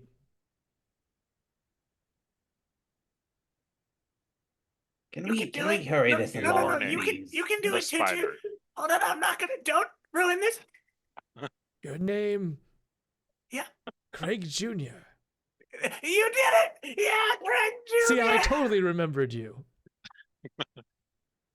Okay. And you see his Carter's like, I'll work on it pretty soon here. Aspen's like, yeah, I agree with Lady Hellblade. Can we hurry this up? You've already wasted a couple of hours just getting here. Thank you. Awesome. So, as you can clearly tell, something's gone wrong. A spell has dominated a number of the agents. I know Catastrophe has still been under its spell, and Heartstealer. Thank you for dealing with the Twist and Albino Elephant. Everybody else, as you can see, they've already started heading over. They're going to the mandatory meeting. We're not good. Why would you assume something has gone wrong? All of this is going exactly to the boss's plan. Okay. Ominous? Simply a statement of fact. Okay. Yeah, you know what? Yeah, whatever. It's still wrong, but I agree with you. So, as far as I've gathered, you're telling me the boss is the bad guy. Everyone at that meeting is going to be sacrificed, more than likely. Their Hemlock. souls consumed. Hemlock, did you have something to show to Aspen? Why be No. coy? Why be cagey? Why do that? Why not No, just fine. out with it? Yeah, Hemlock, what do you have to show to me? Other than any amount of skill or talent. Your wet socks. Never mind, Hemlock. Okay. No, I got something. I have something. Aspen. And I'm gonna reach into my cloak and pull out Henrietta's jar. I've got something too. Let me go first. You always Sorry, have to go first. Look, it's just a muscle. Let me go first, okay? No, okay, you go first. I'm sure your thing is not as big as mine.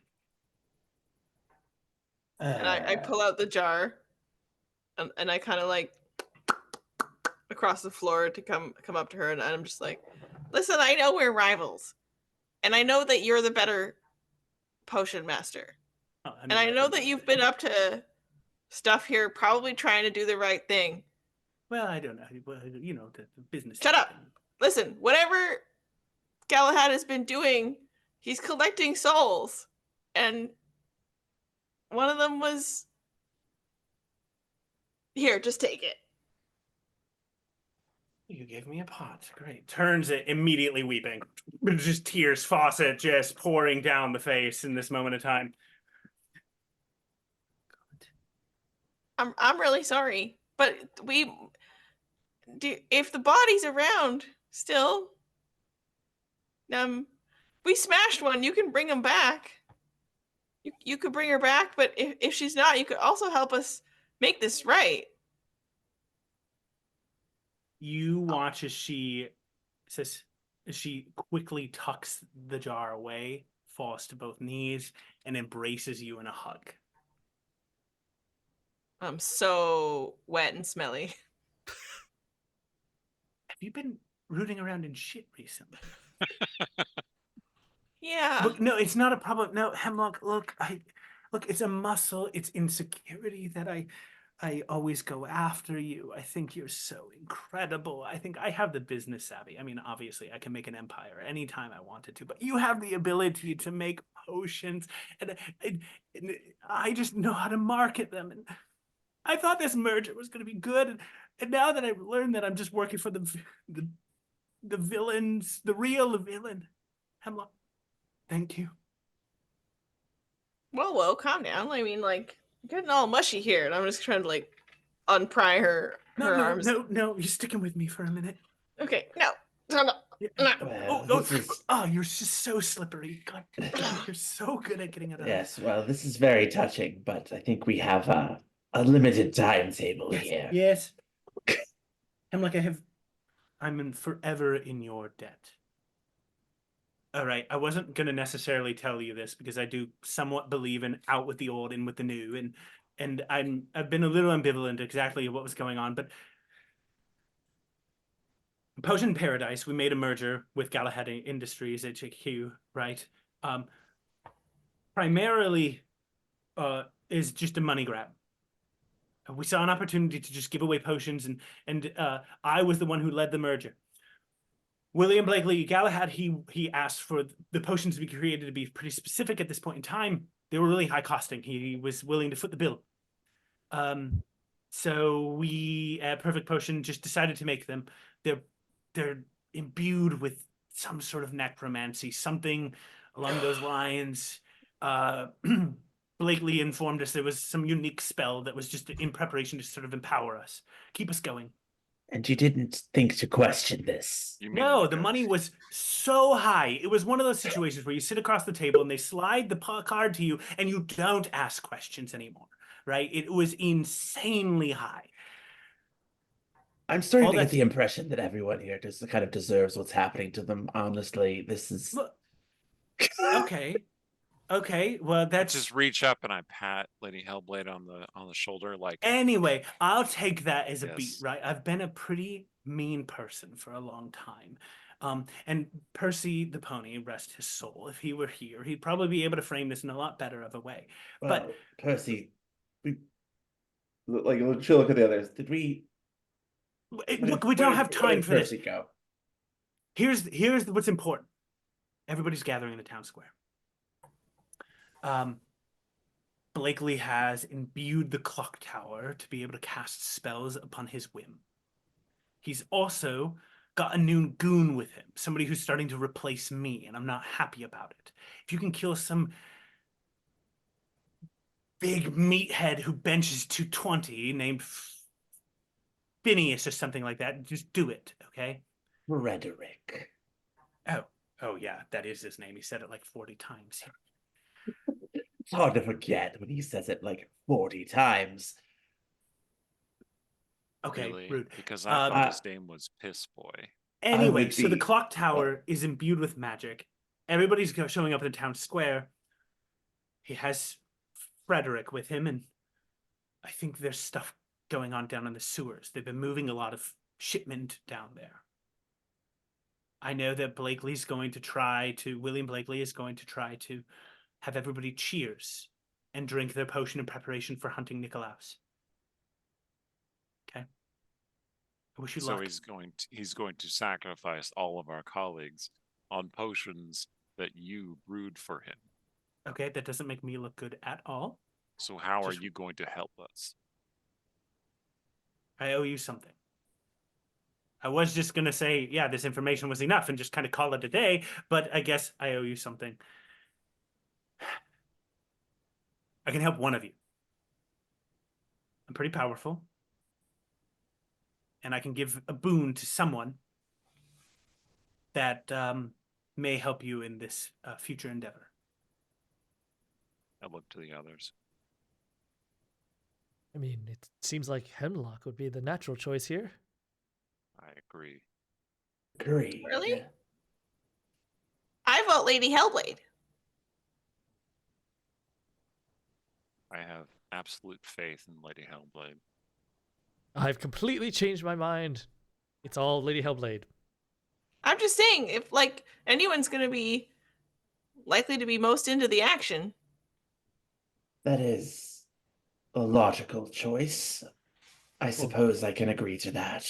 I vote myself. If you want to give it to me, that will work out. We'll Right, I lead guess the we're giving it- vanguard. Is this Lady correct, Craig Jr.? Yes. Yeah, that sounds good. That's right. All right. Lady Hellblade, Yes. what I'm about to give to you will let you see the future for a period of time. Ooh. Ooh. Limitedly, of course. Of course. Will last about 8 hours, so hopefully you'll get this job done before that's over. You ready? As ready as I'm ever going to be. Excellent. Okay. I'm so sorry. And she just slaps you. It's just like the most alarming slap of all time. But in the process, in that slap, all of you see, except for Lady Hellblade, who is just like, it's super fast, right? Yeah.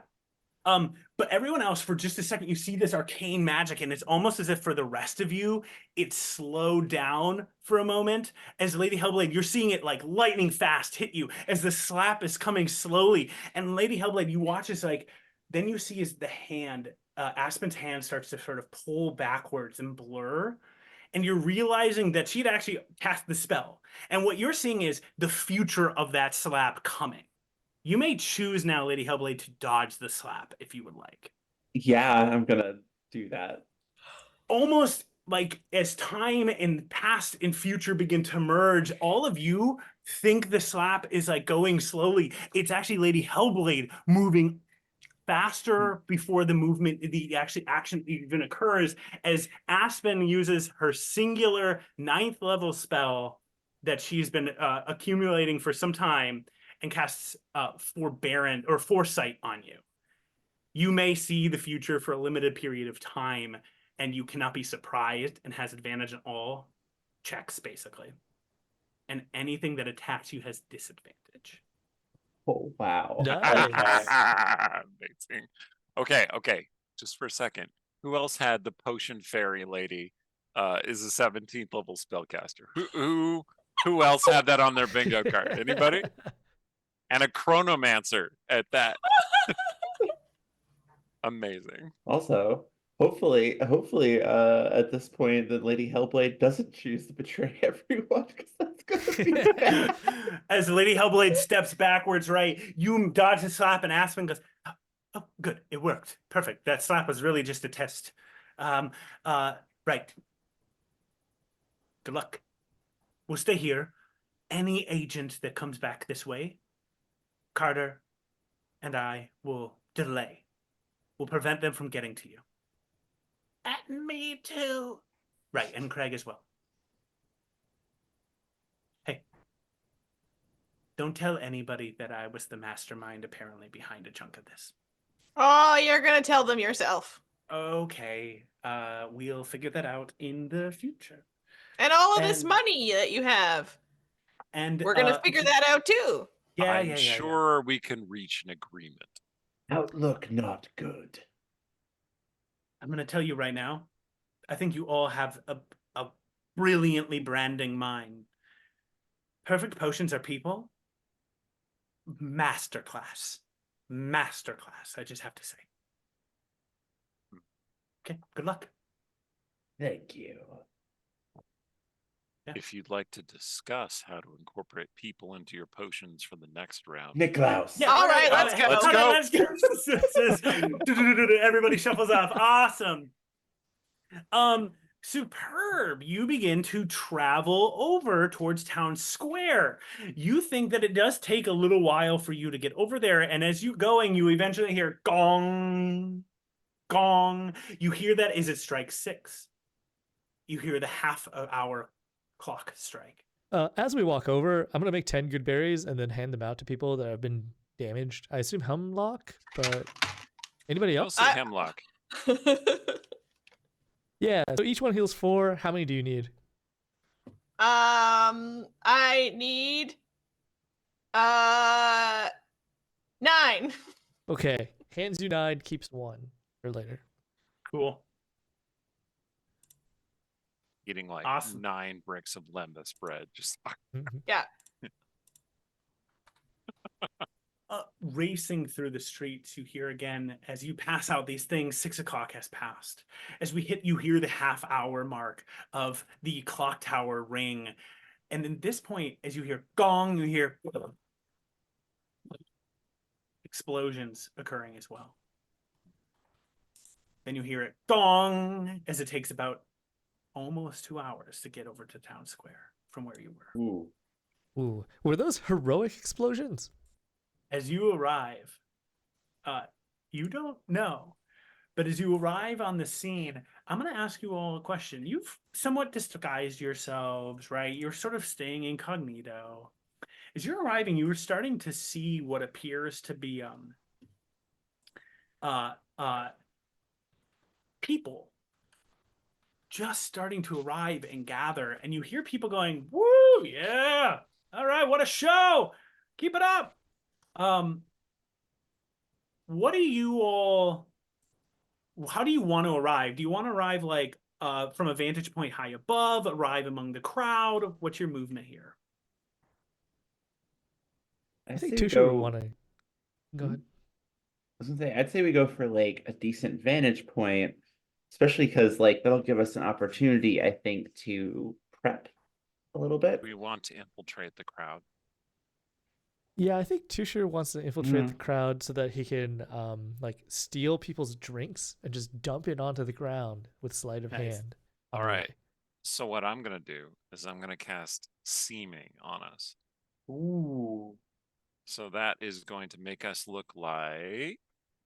I'll let you decide what your illusion is. I'll start. I am going to look like basically like myself, except fully alive and just kind of a normal person, a normal bumbling himbo of a man walking down the street. And I want to look like an apprentice adventurer. So I got like a little toy sword and like leather armor, and I look like I'm ready to venture forth and fight a vampire lord. I love it. You're arriving. What does everyone else look like? So the First, spell essentially allows you to go up or down. I think 1 foot in height. Let me just look. Lady Hellblade, what do you want to look like? Yeah, 1 foot shorter or taller and appear thin, fat, in between. Can't change the body type. Just choose a form that has the same basic arrangement of limbs. It's basically a disguise self spell, except for everybody. Yeah. Cool. Hellblade. Okay. I was going to add, as we're arriving, like just before we arrive, I'm going to use another bless. Ooh. As the text spreads across again, you all become blessed again. So you'll have blessed as we come into the final encounter here. Hellblade, your original image showed of a figure standing forth, the bless washing out across your allies here. In your second image, as you're striding forward, how do you want that image to appear upon the blade?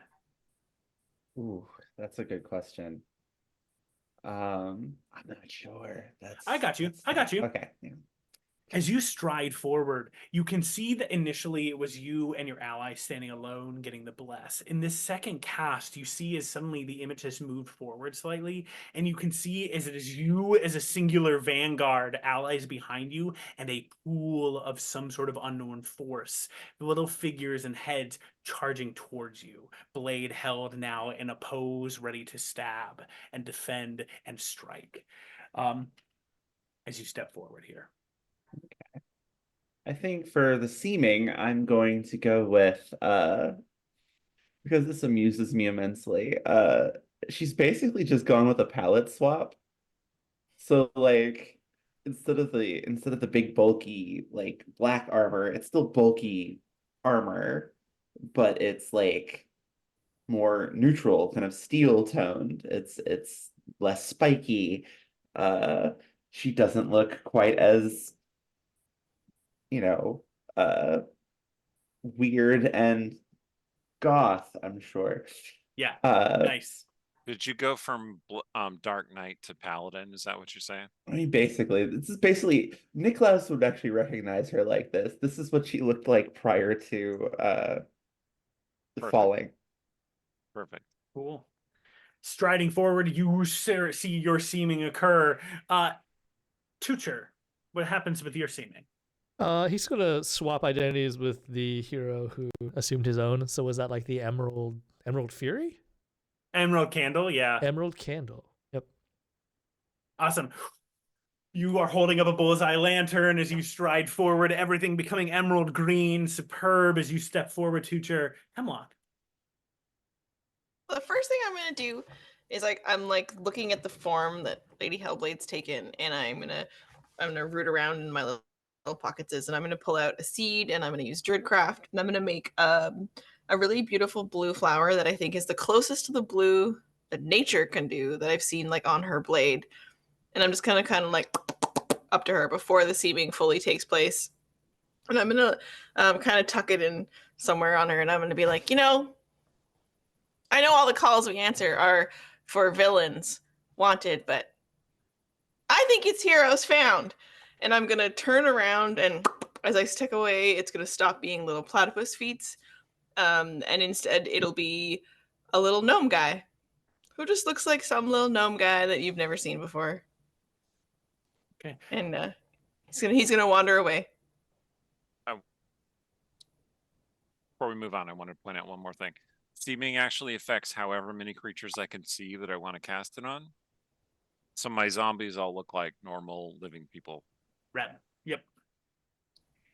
Arriving into the crowd, each of you taking on your costumes, each of you preparing whatever your new look is as you arrive. You can hear again the sounds of sort of cheering, of celebration.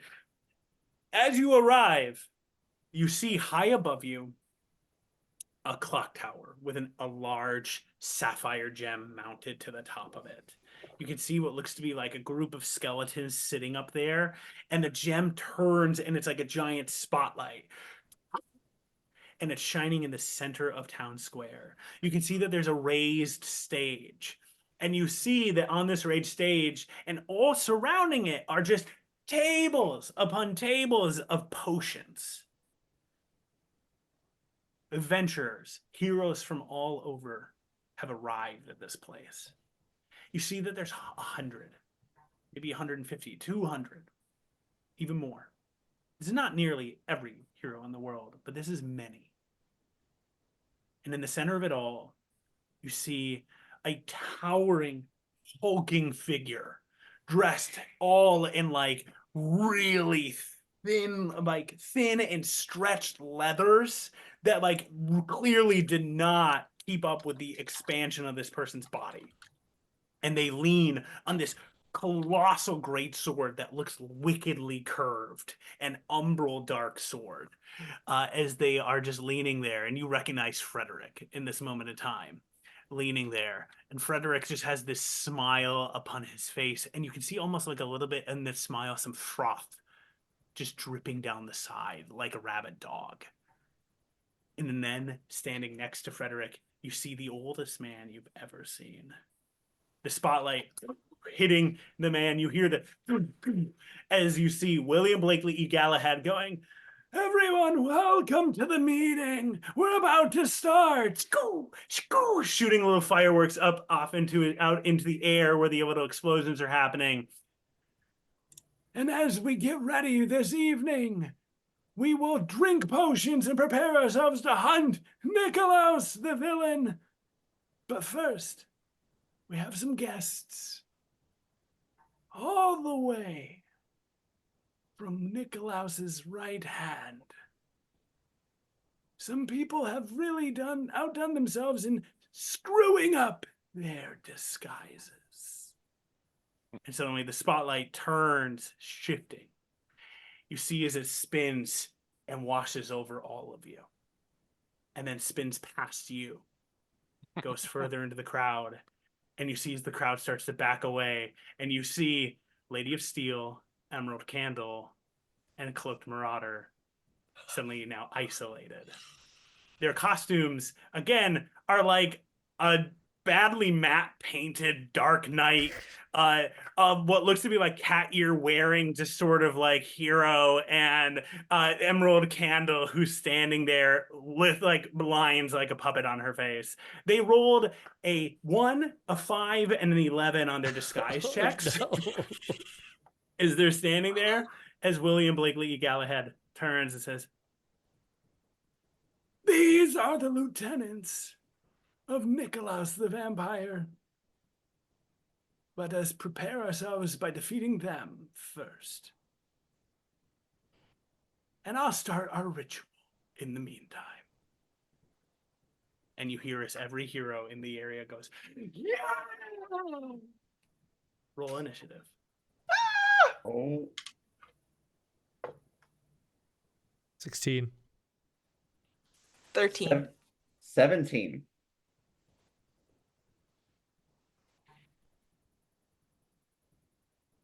Eight. Ooh, okay. Awesome. As we start our combat, we are going to end our session for this evening. We're ending a little bit early, but in order to make sure we have a firm beginning to our combat, as we come into our fight, you see as heroes have turned, preparing themselves to fight against your colleagues who are standing amid the sea. You see as William Blakely E Galahad reaches down and touches a rune to start the ritual. The spotlight shining upon your friends who are being surrounded, and you all seeing whatever opportunities await you. And as we come to an end for our session today, Lady Hellblade, you see that in the limited amount of future ahead of you, and I'll remind you at the start of next session, you see something very different than everyone else. You see as the spotlight suddenly pinpoints, coalesces in arcane energy, and fires at your colleagues. And that is where we're going to end our session this evening. So thanks you, everybody, for coming and hanging out this evening. Oh, my good. gosh! First of all, I think the word friend is doing a lot of lifting in that sentence. Acquaintances. But yeah, we'll see how it goes down. I've been excited to be playing Nikolaus, the current leader of the undead, and we will see how many undead creatures I could prepare before this fight happened. And I have a monologue prepared, so it'll be great. And again, I want to plug our Discord here at the Dungeon Scrollers. We talk about this game, other games on the channel and elsewhere. We have a thriving Baldur's Gate 3 thread, and it's fun. Come join us, and we'll have a good time. Take it away, Allie. Hi, everybody. I am Alexander Pitchford, or Ali for short. I am a writer, game designer, TTRPG streamer.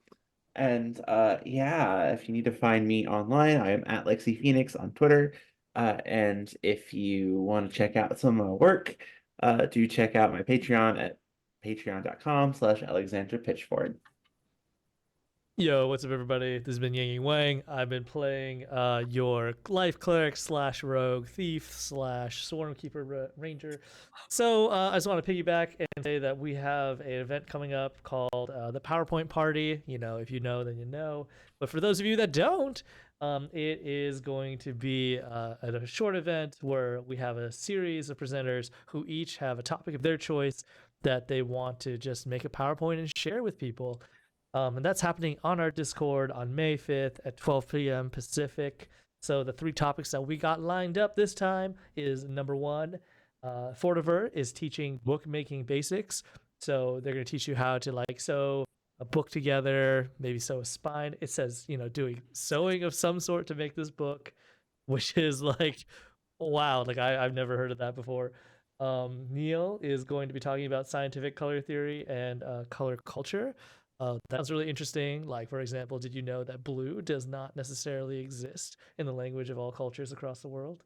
And number 3, Jay William Shaw is going to be talking about practical spirituality, finding connection in a chaotic world. So join us for that, and take it away, Roz. Thank you so much, Dungeon Scrollers, and Jake for having me in. This has been a delight. I've played Hemlock, your platypus druid, and I'm very much looking forward to the next session. Otherwise, you can find me on QuestKeep. We're on Twitch and YouTube, and I'm Ruzilla on Twitch occasionally and on all the socials. Jake! And thank you, everybody, for coming and joining us this evening and sticking around for this session. It's so much fun to see you, to read you in the chat, to see what you are saying. For many of you, kind of questioning exactly the albino elephant's motives or why the party is digging around in poop, among other things. It's just such a good time. My name is Jake Hipsch, and I'm our GM for the evening. It's so fun to play with you all, Dungeon Scrollers, and I'm so grateful to be crafting this very scary story with you. We'll see how it concludes in our final episode next week. So stick around and see as our villains decide whether or not they are going to stay that way or become heroes found. We'll see. See you next week. Bye!